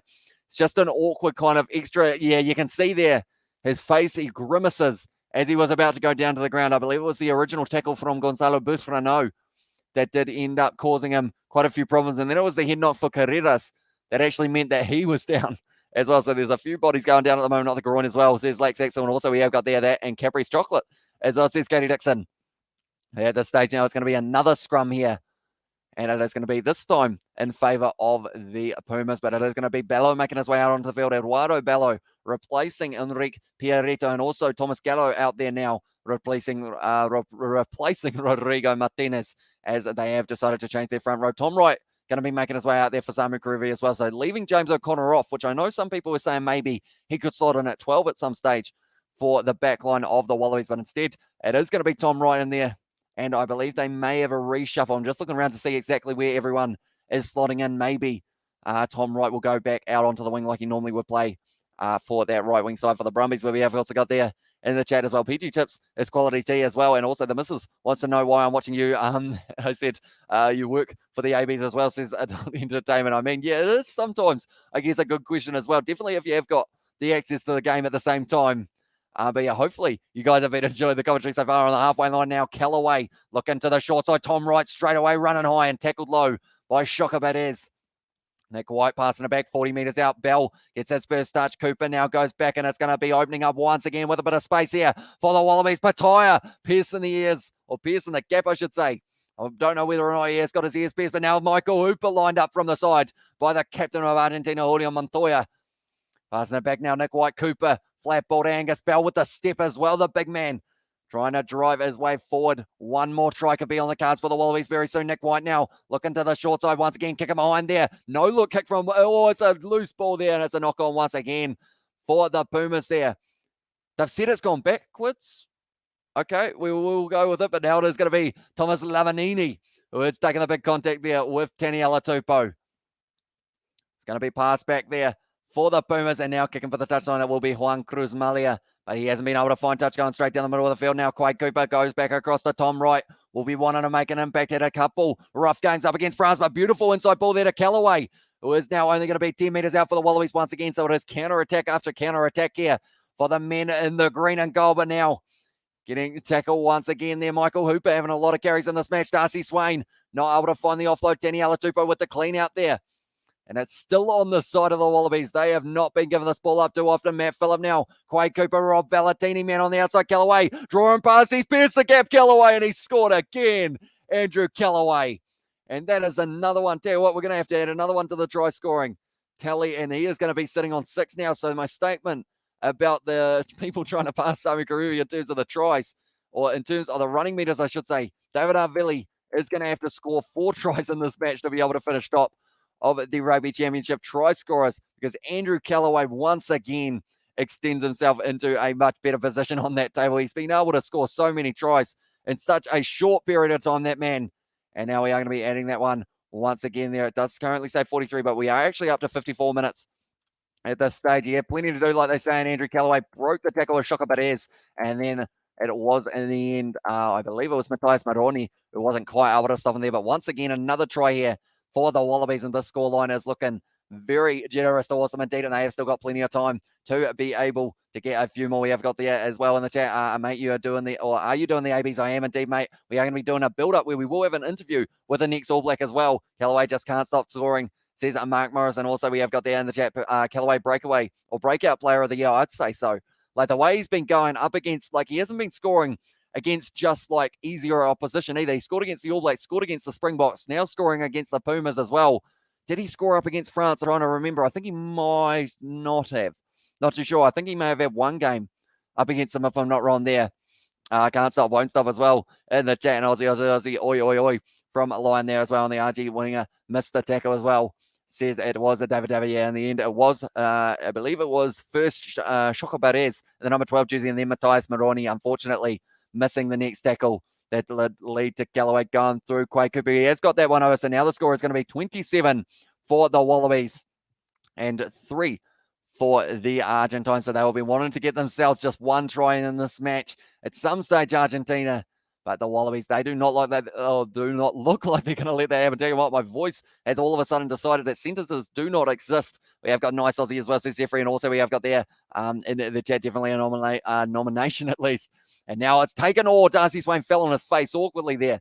I believe he is all right. And if he's not, he's got Sean McMahon just driving his head into the ground at the moment in the breakdown. But now, once again, it's going to be Quade Cooper passing this one out the back line. Reece Hodge got Jordan Pataya with him. Tries to cut on the inside. But it's tackled low by, I believe it was Juan Cruz Malieva now driving through. Matt Phillip tackled low by the replacement, Lucef Prop. It's another advantage. The way of the Wallabies. Valentini drawing past. Pataya with the pass over the top of his head as well. And now it's going to be once again Reece Hodge getting a carry. I believe he's at over 100 running meters so far in this match so far. Callaway's got to be up there as well, but they're going back for the penalty to the Wallabies. And at this stage, 56 and a half minutes through this game. And it seems like they are going to be able to get maybe a few more. And we have to keep scoring your 3 RGs as well. What did you end up betting on in the end, Jeffrey? Did you go for that 21 to 30? Or did you go for, which one did you go with? Shane McMahon, sorry, I meant Sean McMahon. Got WWE on the mind, I guess. But yeah, Sean McMahon out there as well from over 1,000 days since we have seen him in the Springboks, the Wallabies kit. And also Greg Holmes, I'm sure he won't be too far away, the oldest player since World War II to play for the Wallabies. We have also got there in the chat, thanks, late listening from Torba Province, Vanuatu as well, says Callan. Also show us the game, please. Unfortunately, due to licensing, if I was to show any match footage or audio, I would get taken straight off YouTube and possibly sued as well, which does mean that the only way of watching the game is probably through the highlights or a paid subscription service. But you have got the All Blacks YouTube channel. Also, it will be Stan Sport, but now it's going to be another try. Lynn Ikatel with the flick out of the back. Callaway scores the hat trick, and the big assist there has got to go to Len Ikatel. Tell you what, now David Harville's going to have to score 5 if he wants any chance of catching him. No one is going to catch that man. Andrew Callaway scores again, hat trick for that man as well. He scored 2 up against the All Blacks. He has now upped himself in that regard. But Falau Fainga off the back. Then from there, Quade Cooper. Perfect pass to Len Ikatel. That is once again another try for the Wallabies in this game. But Callaway got the beautiful little flick out pass from Len Ikatel unselfishly. And then he was able to score it as well. We have got there in the chat as well. Good boy. There's Andrew Callaway, go Aussie as well, says everyone. Also, that's your brain actually trying to work when you mix up your words. I do that all the time as well, says that old entertainment. And also Andy Callaway with the 3 hats as well. And also we have got there, Callaway is on fire, says Lion. He is indeed. Although that one, of course, we've got to give the assist to Len Ikatel in that midfield, doing a very nice little flick out the back. But Andrew Callaway, 3 in a row. Callaway definitely earned his dairy milk as well. Tell you what, you could give him a big old chocolate bunny. It's not even Easter, but that man deserves some sort of prize for the way that he is playing. Surely he's got man of the match already. In that regard, we have got the Oz from the Victor, and also we have got their Savage, says Brooke, and also Pumas are out of gas. Nothing left in the tank. No mas por favor as well.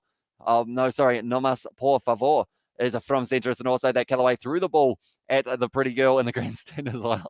Says David, Lena Cattell, Callaway, and a revitalised Karevi have done Wallabies wonders for the future. And also, I mean, it's got to be worth the shout as well, other than the fact that his kicking has not been going that great today. But Quade Cooper, I feel like that game between them and the Springboks really started to shift the momentum, brought that belief back into the Wallabies camp, because they are going to be 4 wins in a row heading into the Northern Hemisphere. Captain's run on Thursday as well, says Jeffrey, and also give Andrew Callaway a cigar as well, says Brooke, and also good job, says Victor there. But a beautiful pass there from Len Ikatel. He actually fell over the line, so he could have scored it himself, but gave it to Callaway. Gave the ball to someone in the crowd there, Andrew Callaway. And now 32 points to the 3 of Argentina. And also we have got there, don't forget, it's Argentina C team as well, says Patrick. And also we have got there, I thought the Pumas were visiting tourist locations as well, says Nice and Sleazy. They were missing 6 of their players, the likes of Pablo Matera, and also I believe it is Santiago Cordero was the other player who was going to be missing out. But other than that, I'm not sure whether or not any of these Argentine players would have been in that starting lineup. But Jake Gordon now out on the field for Nick White as well, passing it back once again here for the Wallabies, going down to ground just outside of the 22. Sorry, it's actually the Pumas, and now Emiliano Boffelli going to be stepping, but great low tackle there from Andrew Callaway, and it's going to be stolen there by Jake Gordon almost. He's wrestled to the ground, and it's a penalty to the Wallabies once again there, and Callaway is the new Andrew Murdens as well, says Sintress. And also we have got a round of applause in the chat for Los Pumas. I think they deserve it as well, says Sebastian there.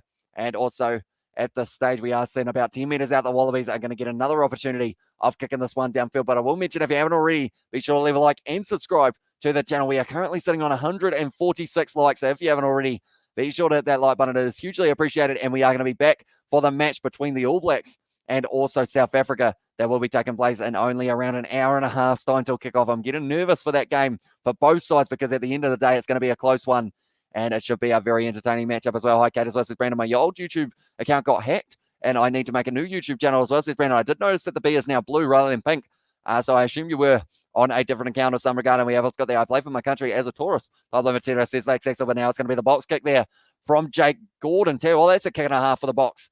But now it is going to be taken nicely by Emiliano Boffelli, bringing it back up in the air. Juan Cruz Malia once again, just given the position back to the Wallabies. James O'Connor taking it nicely, but it is going to be a penalty for obstruction. So that one, the kick has worked out there. And Garcia also out on the field here for the Pumas. So making a lot of changes late in this game. Time for Dilmar as well. Says Obi Snake, and also we have got there. Hey, brother. Oh, that sucks as well. Says Katie Dixon. It does indeed. In that regard. But now, at this stage, Santiago Carreras will be kicking this one for the touchline once again. Domingo Miotti, I would assume, isn't too far off, coming out onto the field as well. Now, the Wallabies, they have been able to score themselves 5 tries, in this game so far. So because of that, it does mean that they have got a perfect opportunity of getting that bonus point unless Argentina can somehow score 3 in the last 19 minutes of this game. So it will be very tough indeed. As Sean McMahon playing, he is indeed. He is out there at the moment. And I believe he was replacing, I believe he actually replaced Pete Samu in the number 6 jersey is who he is come on the field for. Now it's going to be Emiliano Boffelli finding the offload as well. And now the Pumas going to be only 5 meters out. It's a great run there from their replacement. Now Garcia passes it back once again. Going to be a big drive forward for the Pumas, and they are starting to try and find their way over the try line, and they have. And it's going to be the try, and it is going to be the 17 who does score it as well. Thomas Gallo, I would have scored. He just hit-butted one of his own teammates. He is fired up at the moment. Is that going to be the first of more than one for the Pumas? We will have to wait and see, but it is the try, and it does mean that I do take away the NA, and it is going to be Thomas Gallo just driving forward to the Pumas. They had the advantage as well, and then around the side, Callaway. No, it was Jake Gordon there who did miss that one, and they were able to drive their way over the line for their first try of the match for Los Pumas. But now we will add that one to the try scorer sheet. So we've already had 6 tries in this game at this stage. It is well and truly ramping up in the later stages, that is for sure.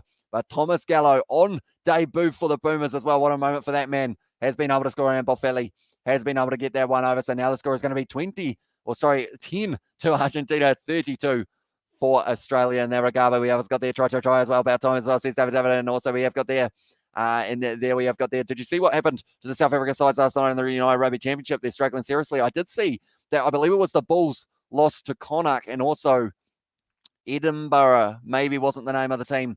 I'm not too sure who it was, but they actually beat the Lions, if I'm not wrong, there as well. But Greg Holmes, at this stage, he is making his way out onto the field for the Wallabies. The oldest player since World War II. I've said that stat many times. He is 38 years of age, and now he's got an opportunity to be able to try and find himself. People have been predicting he's going to score a try. Not sure whether or not that is because we are being very generous in the chat, or whether or not that maybe means that they will be able to get one for the big man in the number 18 jersey. Also, no comeback. Goodbye, Argentina, as well, says Jeffrey. Yeah, I don't think they are winning from here, but it's just whether or not they can get themselves maybe one more try and fight back a little bit more. But it's going to be taken nicely by, it was Andrew Callaway once again on the halfway line. James O'Connor now trying to link up with the men on the outside, finds the ball to Sean McMahon, and he's a dangerous man when he does get the ball in, and he has been able to run forward a few more meters here. Matt Phillip, it'll be about 30 meters out. James O'Connor, I saw in the background doing a bit of calling there with some of the back line. I believe they're doing a set play. Callaway now stepping on the inside. He is going to be dragged down very nicely by the Pumas, and that's going to be the penalty for, I believe, Michael Hooper entering through the side of the breakdown. Kiwi, let's go as well, says Brandon, and we have got there in there 21-30 to Aussie. Let's go as well, but we will see you a little bit later on, Brandon. Also, we have got their Bulls look like great in domestic comp, but look average as well.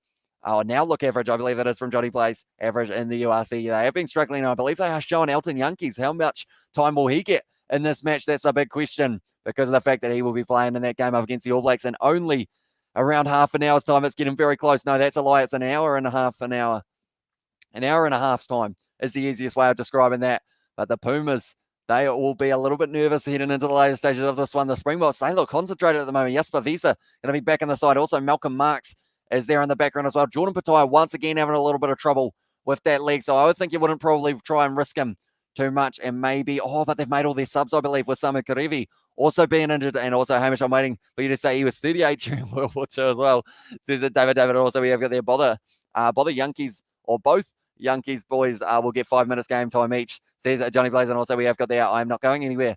As well, says Brandon, so that is good news as well. 38 is too old, says Patrick, although he is very good in a scrum. And the Wallabies, they have been dominating in terms of that scrum game throughout this match. So it'll be interesting to see if he gets an opportunity, because I would say overall he plays for the Western Force, I believe, if I'm not wrong, during Super Rugby Trans-Tasman. Tell you what, Jordan Patai's knee does not look too great here at the moment. He's kind of looking at one of the trainers and going like that, which is not a good sign at all. He's only just returned from injury. And Callaway over George Bridge as well, says Joe Bro. I don't think many people would argue with you at this stage with the way that he has been going, that is for sure. And unless we are just waiting for this game to get back underway. And then, like I mentioned, in only a couple hours' time, we're going to get to see that match between the All Blacks and the Springboks, the final match of the Rugby Championship as well. It's a bit of a shame that this competition is going to be coming to an end. Jordan Patai looks like he wants to continue, which hopefully doesn't cause any more damage to the league. But now 25 metres out here for the Pumas. And they'll be throwing this ball in for the line out once again. Jorge Montoya now throwing it in, taken nicely there, but it's not straight, unfortunately, for the Argentines. So now it does mean that we will get to see Greg Holmes in action for that scrum as well. And Los Pumas, me, Cabe as well, says Lionel. So Kings of South Africa Rugby, the Blue Bulls, back-to-back Curry Cup champs and Rainbow Cup winners, yet nothing in the United Rugby Championship as well, says Sebastian. And also we have got there in the chat Johnny Sexton after his record as well, says Katie Dixon. And also we have got there Callaway to get a New Zealand citizenship and come play for the ABs, says Joe Bro. I mean, I don't think there'd be too many Wallaby supporters too happy with that. If that was the case, that is for sure. Go Argentina, go as well, says Vara. And do let me know, ladies and gentlemen, while we are sitting at 32 points to 10 for the Wallabies, what is the end score in this match going to be? We have currently got a total of 14 minutes left. Do let me know what you think will be the end score. I think there's going to be one more try for the Wallabies, and that is going to be the try scored. I'm going to give it to Lena Cattell because he has worked very hard throughout this match. It's a big push there from the Wallabies, going well in the front row. And now it's going to be the penalty advantage. Jake Gordon goes short side, seeing a bit of space in behind, and he has done the kick here, looking for the 50-22. It's going back now for the penalty as that kick didn't end up sitting up nicely. We have got there the blazing, raging fire has been watered out as well. Maybe the New Zealand Southern Super Rugby sides should have joined the URC to rep the Southern Hemisphere rightly as well and go Wallabies, says Yannick. And also we have got there must be something wrong with their player pool if they had to dig up a 38-year-old dinosaur. I'm just trying to think of who else they've got. I believe it is actually, because I know Alan Alatoa went on parental leave, if I'm not wrong. His wife did have that baby only a couple weeks ago or a week ago or so. So I believe that is why he is unavailable in their number 3 jersey. I'm trying to think of who else they have got, who they would have at number 3 if they didn't have Holmes back in there. Other than Alan Alatoa, who else have they got? I know they got Tani Alatupo. Other than those two, I'm trying to think of another number 3. You guys might be able to help me out in that regard. Can't think of anyone, though, unfortunately. Surely there is another one, though, that just isn't quite coming to mind. We have got there in the chat as well. I think I might have to put some money on Australia to win the next World Cup. New management is definitely getting Australia back on track, says Terry Evans. Yeah, they're doing very nicely indeed. And they're on a 4-match winning streak with this one ending up going the way that it is, which is pretty impressive going into that game up against Japan. And then they will have Wales, I believe, or Scotland the week after, if I'm not wrong there. But at this stage now, it is going to be another line-out throw here for the Wallabies. Falau Whainga'a going to be throwing this one in, and they're looking a little bit confused at line-out time at the moment, the Wallabies. I think they had the wrong number, but now Falau Whainga'a throws it into the front, taken nicely there by Sean McMahon. And now they are going to be trying to get this rolling more going once again. Falau Whainga'a, anytime he's broken off, he's made meters for the Wallabies. And once again, they are looking like they are going to creep forward 40 meters out from the line of the Pumas. And it's going to be Reece Hodge passing it back, stepping as well. He is going to be dragged down by the replacement number 20, which in this one was Goreson for the Pumas. Matt Phillip driven backwards in the tackle as well by the replacement lock.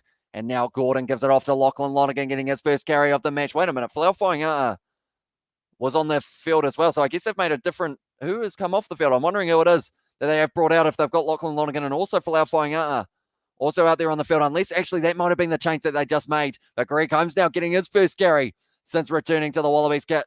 38 years of age. Can they get 38 points in this match as well? And it's going to be an accidental offside there.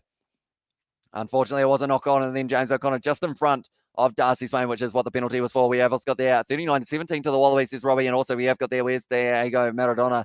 Pumas might need to call him from the grave as well, says interest there. And also we have got there, meanwhile, 2 cents rugby drunk and says 2 words every minute, so says Tesla. And also we have got there, he's a Munster/Irish rugby fan. They tend to get excessively intense at times. And also we have got there, they might as well call back John Eels as well, says Patrick. But at this stage, Falau Whainga'a, no, he is still out on the field, but now He has got the injured ankle, so I believe they will be making possibly another sub here for the Wallabies. They have lost at this stage. If he goes off the field, they may have an injury of Samu Karevi, also Jordan Patai, and now Folau Whainga'a, which they do not want to have heading into that Northern Hemisphere tour that is coming up very soon. But I do see Lachlan Lonergan out there, and I also see Angus Bell and Greg Holmes out there, so I'm not too sure where Folau Whainga'a is playing. Perhaps playing in the loose forward. No, they've got Sean McMahon, Valentini, and Hooper. Who are we missing at the moment? They've got all their forwards. I believe it's actually Jordan Patai who's come off the field, and that is for Lachlan Lonergan playing out on the wing, I guess.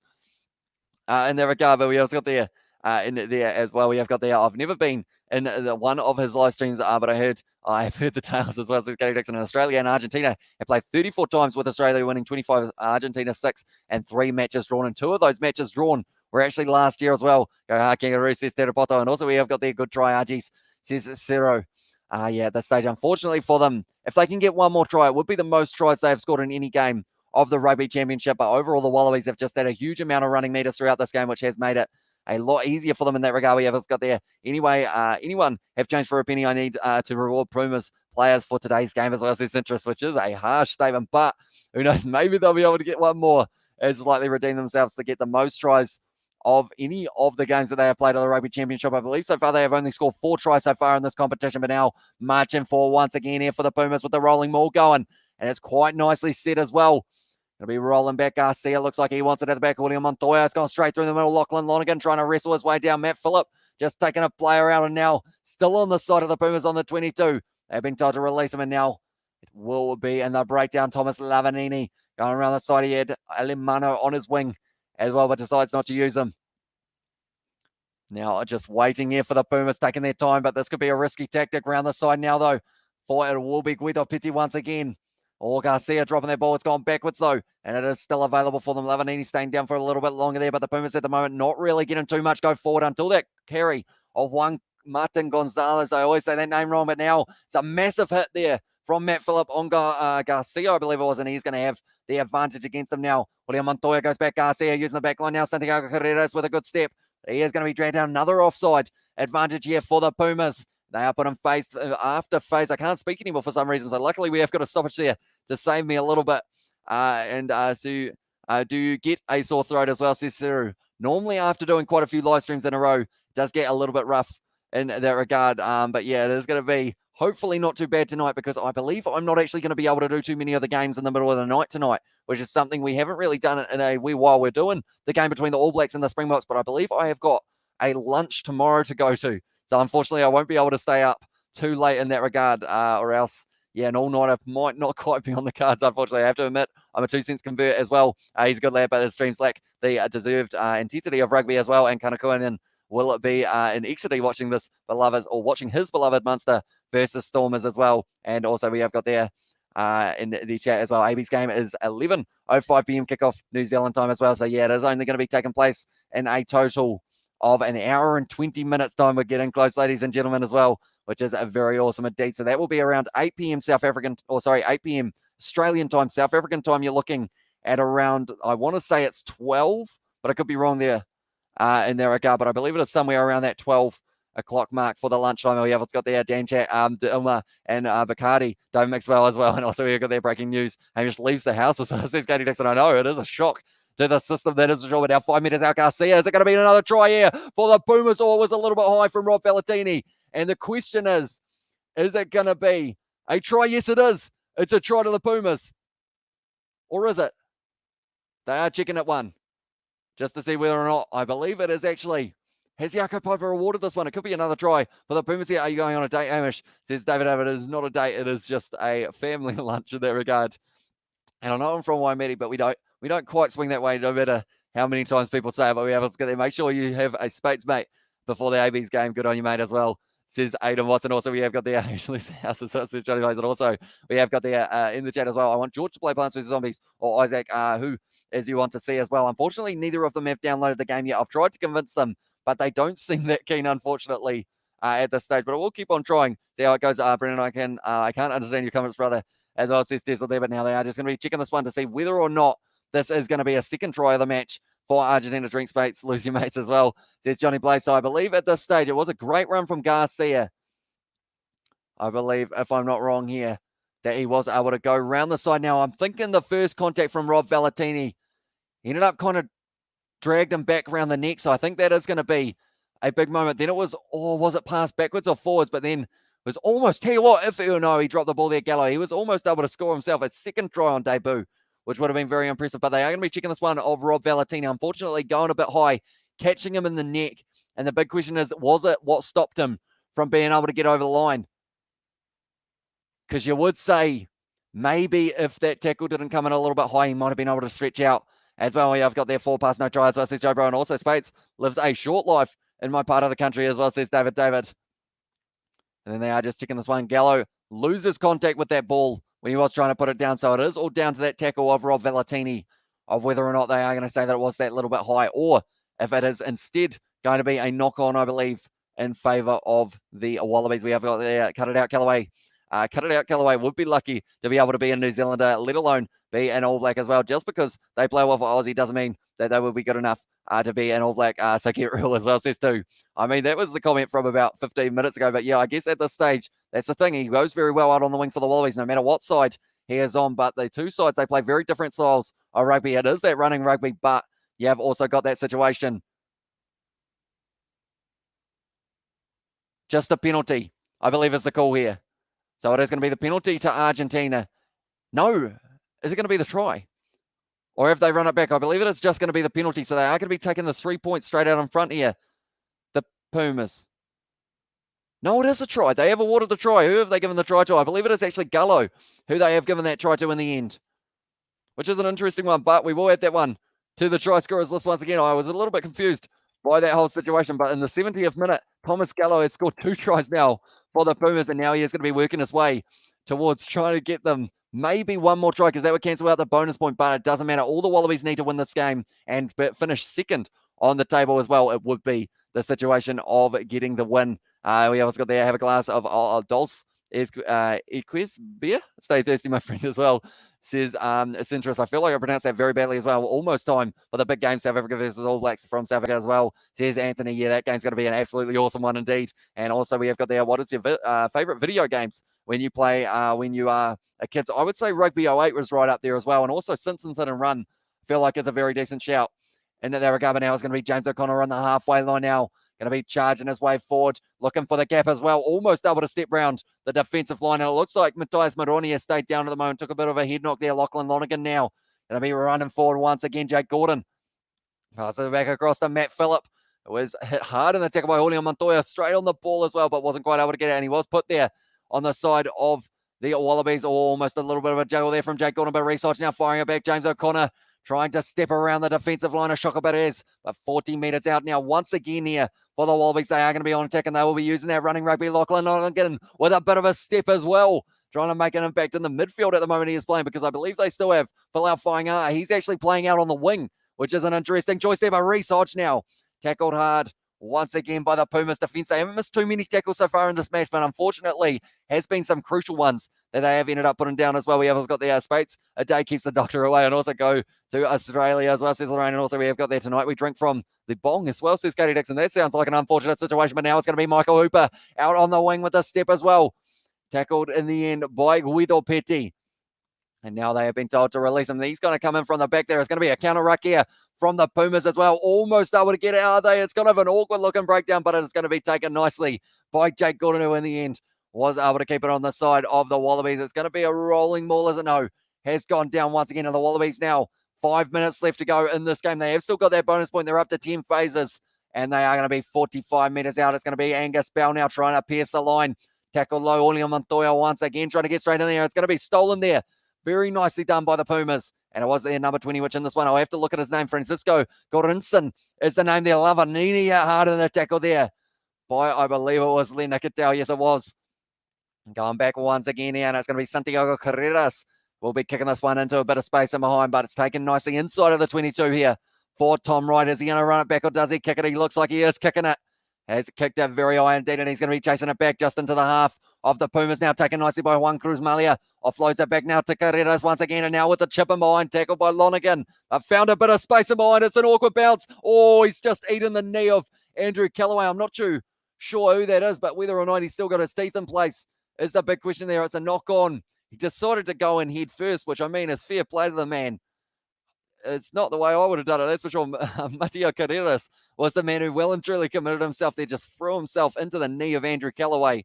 And in 17:32 score, brothers. Well, wait up. We will go like this, and hopefully it will. There it goes. It has updated itself, and also we have got there Callaway over Will Jordan, says Joe Bro. And also, hi again. I was meant to be asleep, but I'm watching the stream as I says Caleb Barker, I do appreciate that, mate. If you are new to the channel, be sure to leave a like and subscribe as well, because we are going to be doing the match between New Zealand and the Springboks. That game is going to be kicking off in only an hour and 10 minutes time. He ended up just eating the knee there, Carreras. And in the end, it was just that little knock on the ground. But now there is another player with a bit of blood out on the field. It looks like the two sides, they have been through a battle out there on the field. It's been very physical. The Wallabies have really been going with that running game of rugby that's been working well. And then the Pumas have been going for that kicking game as well, but also a little bit of running. And anytime they have decided to run, it has been looking pretty good as well. And we have got there Montoya. It's one tough son of a Vegemite as well. He is indeed. And I feel like he's well and truly got to be up there in terms of the hooker of the tournament, I guess you could say. I know that Malcolm Marks is probably another shout that people would say in that regard for that super sub factor. But overall, I'd say Julio Montoya, he has been doing very nicely for Argentina so far. We have got there looking stunning, my man. Go Rabbitohs tomorrow night, says Jeffrey Foku. What is your score prediction for that game against the Panthers, mate? Do let me know who will win, Australia or Argentina, says Lorraine. At this stage, seems like it is going to be certain that Australia will be able to win it. It is just that case, though, of whether or not the score stays the same as it is, because I've just had a little bit of a maths add up in my head, and I said the Wallabies would win this game by 15. Never been right with the prediction. I didn't say what the actual points-wise would be, but I said the points differential of 15, which makes me think someone is scoring a last-minute try just to ruin any chance of me being able to have 100% right. We have us got there. Come on, Joe Bro. Now you're being silly, as I said, Johnny Blaze, and it's an advantage now once again here for the Wallabies. Jake Gordon fires it back now into the hands of O'Connor as first receiver. Leonard get down now, got Tom Wright with him and step as the gap goes to Research on the inside. Another great low tackle on him. They've been tying up his legs very nicely. Jake Gordon sells the dummy run straight at the wall. That is the Pumas defense. Get down now out to Research once again. Another good low tackle on him by Matthias Moroni. Jake Gordon passes it back. Oh, Phillip lined up in the tackle. Angus Bell able to jump on it though. But now it's going to be available for Argentina, and it's a clean turnover. Unless, yes, it is going to be the scrum there for the Pumas once again. Oh, a little bit of push and shove there between Matt Phillip and I believe it was Thomas Lavanini, who wasn't too happy at all at the moment. We also got them Montoya rocks as well as his line. He does indeed. He plays with the heart on the sleeve and definitely is a great captain for Argentina. And 35-15 for the Panthers to win. And also we have got there, let's go the Bunnies, says Johnny Blaze. And also we have got there in that one as well for still got my Willie the Waiter badge circa 1982 as well, says X75 Hurricane. And also we have got there Rabbitohs 1-12. Alex Johnson to score a try as well, says Jeffrey Fockert. For the prediction there, but straight on the ball there was the Argentine number 19, Matthias Alemano. Then from there, that ball kind of got tied up in the breakdown, but it is going to be a scrum feed for the Pumas, Panthers as well from David. And that's the thing, that game is less than 24 hours away, I believe, if I'm not wrong. I think it is a 9:50. Oh, actually, no, it might be a little bit later here in New Zealand, if I'm not wrong, but I believe it is around that 9:50 mark for when the kickoff will be taking place. But you can see here the Pumas, they are looking a little bit fatigued. Garcia, he has been making a bit of an impact since coming off the bench, and it's actually Isaac Rodder making his way back out onto the field. That is Darcy Swain going off, so I believe that could be another injury here for the Wallabies, so they cannot afford too many more heading into the Northern Hemisphere, or else they will definitely need to use that ghetto law to be able to bring in a lot more players. We've said the likes of Will Skelton perhaps could slot into lock for that one. Let's go the men from the Mountains, Penrith Panthers as well, and don't think it will be 35-15 as its league. Won't be odd points as well, says Guy, although I was meaning, I guess actually, yeah, that would be a field goal or something.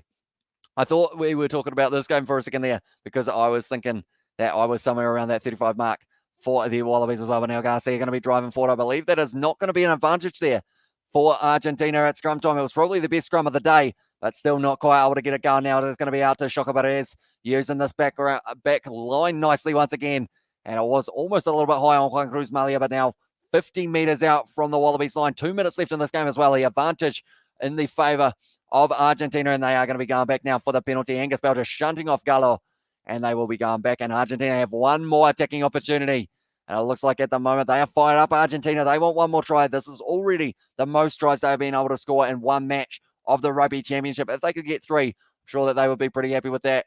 Although 3 is a little bit harsh, because if they were able to score the try and then kick it for the corner, that one has not gone into touch, unfortunately. I was going to say, if they kick it for the post, it would be 8 points difference, which would mean they would still miss out on that 1 bonus point, unfortunately. Else got there, let's go the men from the mountains. Also, the amount of hipsters in Hamilton that have a Willie the Waiter tattoo on their ankles yet drink gluten-free craft beer as well, says Johnny Blaze. And also tomorrow is a great northern day at the Te Aroa in the hurdles. I like the Cossack as well, and Ewan. Hopefully I pronounced that correctly each way in the great northern steeplechase as well. And we have got there. That would be a mad game. Though imagine if we had, or if they had to be 14 all, then a field goal, or the field goal for one team, then a couple of tries, a field goal, then another try. I don't know how to get the score line realistic as well, or how to get that score line realistically as well. I'll tell you what, my sentences have not been going together at this stage. I think it is these Argentine names that just don't want to roll off the tongue and are making it difficult. Hopefully the South African names will be going a little bit smoother, but now still on the side of Argentina, 40 metres out from their own line. Lachlan Lonergan almost on the ball there, but Garcia playing up at going short side once again. Julian Montoya charging hard at Greg Holmes, who has been able to drag him down alongside Michael Hooper. Garcia passes it back once again. Marcos Crema. First time I've almost seen him touch the ball in the second half so far. But Juan Cruz Malia now using their backline nicely. Going on the outside. No, instead Matthias Maroni takes the contact there, and they are still trapped just out from their own 22 here. Argentina Lavanini with another carry, but straight on the ball. Almost Angus Bell was able to steal it. Carreras once again passing the ball back once again. Who that man?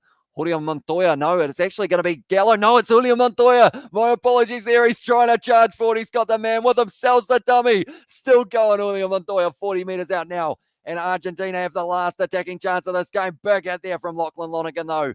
And Michael Hooper trying to get in that breakdown. Not quite able to get it. Carreras now looking to the short side. They're outnumbered on the left-hand side, and it's going back for the penalty now. And it's going to be a yellow card to Michael Hooper. He knows it straight away as well. He is going to be walking off the field for the last stages of this game as well. We have got there Cody Taylor to score a try for the All Blacks, and good commentary. Amos, excellent as well, says David. I appreciate that a lot, mate. And anyone who is new, be sure to hit that subscribe button. We are going to be back for our next live stream that will be taking place in only 9 minutes time, and it is going to be the match between the All Blacks and the Springboks as well. We're going to be doing a build-up of that game. We are going to have an interview with an ex-All Black. Also, another fun interview thrown in there as well, which is a little bit more unorthodox. And that's saying something, seeing as we did interview George a couple of weeks ago as well, and lighter in one hand, Bong in the other, already said as well. This is ruthlessly relentless. But tell you what, this was a relentless run from Julian Montoya, turning back the tables, or turning back the times, I should say. He was just running like he was one of the backs, and he was able to almost get them that forward momentum going, but Michael Hooper leaving his feet and ending up giving away that penalty. Norm returns as well, says Katie Dixon. He does indeed. We have got him on the channel for the second week in a row, which is absolutely awesome.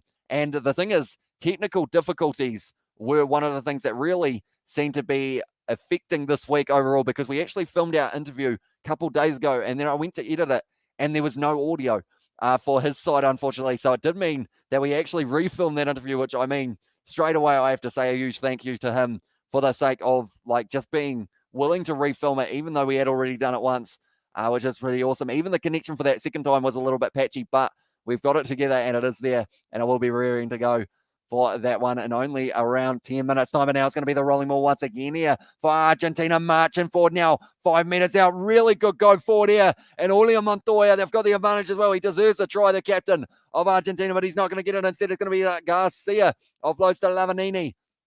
82 minutes into this game now. It's going to be fired back once again to Goodinson, and they are going to be going back now for the penalty against the Wallabies. Now, the big question here is Argentina 10 meters out. What do they decide to do? Bless you, Hamish, once again. Thanks for your broadcast as well. Says too as well. No worries, mate. Thank you very much for tuning in. And yeah, we are going to be back in a very short moment after this match is finished. We have still got a few minutes to go by the looks of it, though. We're up to 82 minutes gone in this match. I will quickly actually go like this so we can see that we are up to 82, and it is still going at this stage. And we have got their ruthless here, brother. Let's go as well. Says it was a Johnny Blaze, and also go the All Blacks and Hamish better than Justin Marshall, says Joe Bro.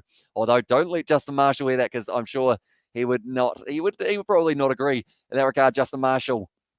But yeah, he certainly loves his All Blacks, Justin. I don't think you'd ever hear kind of straight down the middle commentary from that man. Now it's going to be a rolling maul, and it's going to be dragged down there for Argentina, and the Wallabies trying to get straight in there. Is it available for them? It's going to be the scrum, and that will be the end of the game. And that is now going to mean that the end score in this game, 32 points to Australia and 17 to Argentina. Now, they fought back hard in this game. The Argentines, they just weren't quite able to get right back into this game, but they will still unfortunately be sitting on 0 points, but that means the Wallabies, they have secured themselves second spot on the Rugby Championship table. There is no way for the Springboks to be able to catch them in that regard, so they've done extremely well, beating the Springboks twice, beating the Pumas twice, and now they are going to be finishing on 18 points, only the 6 behind the All Blacks. At this point as well, we have got the Springboks versus All Blacks kickoff as well, Cesar Moria. It is going to be 1 hour's time till that match is going to be kicking off. An excellent commentary, Hamish. We'll see you all at the ABs versus South Africa game and GT both teams, says Katie Dixon as well. It's going to be an awesome game, and it is only an hour away. I'm very excited for it. I know that it is going to be a very hectic one, probably more than likely. So what we will be doing is only in a couple minutes time, we will be transferring straight over to our next live stream. And what I can do as well is not only can I do a little bit of a redirect, I can also set it up so that you guys can click a link that will take you straight over to that next live stream when it does start to take place. But my upcoming live stream at this stage, we have got the Springboks versus the All Blacks, and that is going to be starting in only around 5 minutes time as well. So we will put that link in the chat as well. There you go. Anyone who does want to transfer straight over, talk about this game as well on that pre-match kind of build up. We are going to be having an interview with the next All Black, like I mentioned, and also we will be in that situation of just having a whole heap of fun leading up to that match, and then also the intense final match of the Rugby Championship, All Blacks versus Springboks replay. Doesn't get much better than that. Church Mencoms as well. Says Adult Entertainment. Thank you very much, mate. Hugely appreciated you being here. Well done, Hamish. Hear you for the biggie as well, says Pat Knox. And also we have got the RG comeback as well, says Jeffrey. Tell you what, 15 points difference. I did say it before the match, which is decent, but they were never going to be winning this match. The comeback, though, I would say in this regard, to be down about, I want to say it was 30 points to 3 or somewhere around there, or about 27 points to 3. And they were able to fight right back to only losing this game by 15 points. So they showed a lot of heart in the later stages, and the Wallabies just weren't quite able to finish as well as I thought that they would have been able to in that one. All Blacks for the Grand Slam, says Sammy Souza. Last time they did it was 2017. Can they do it again?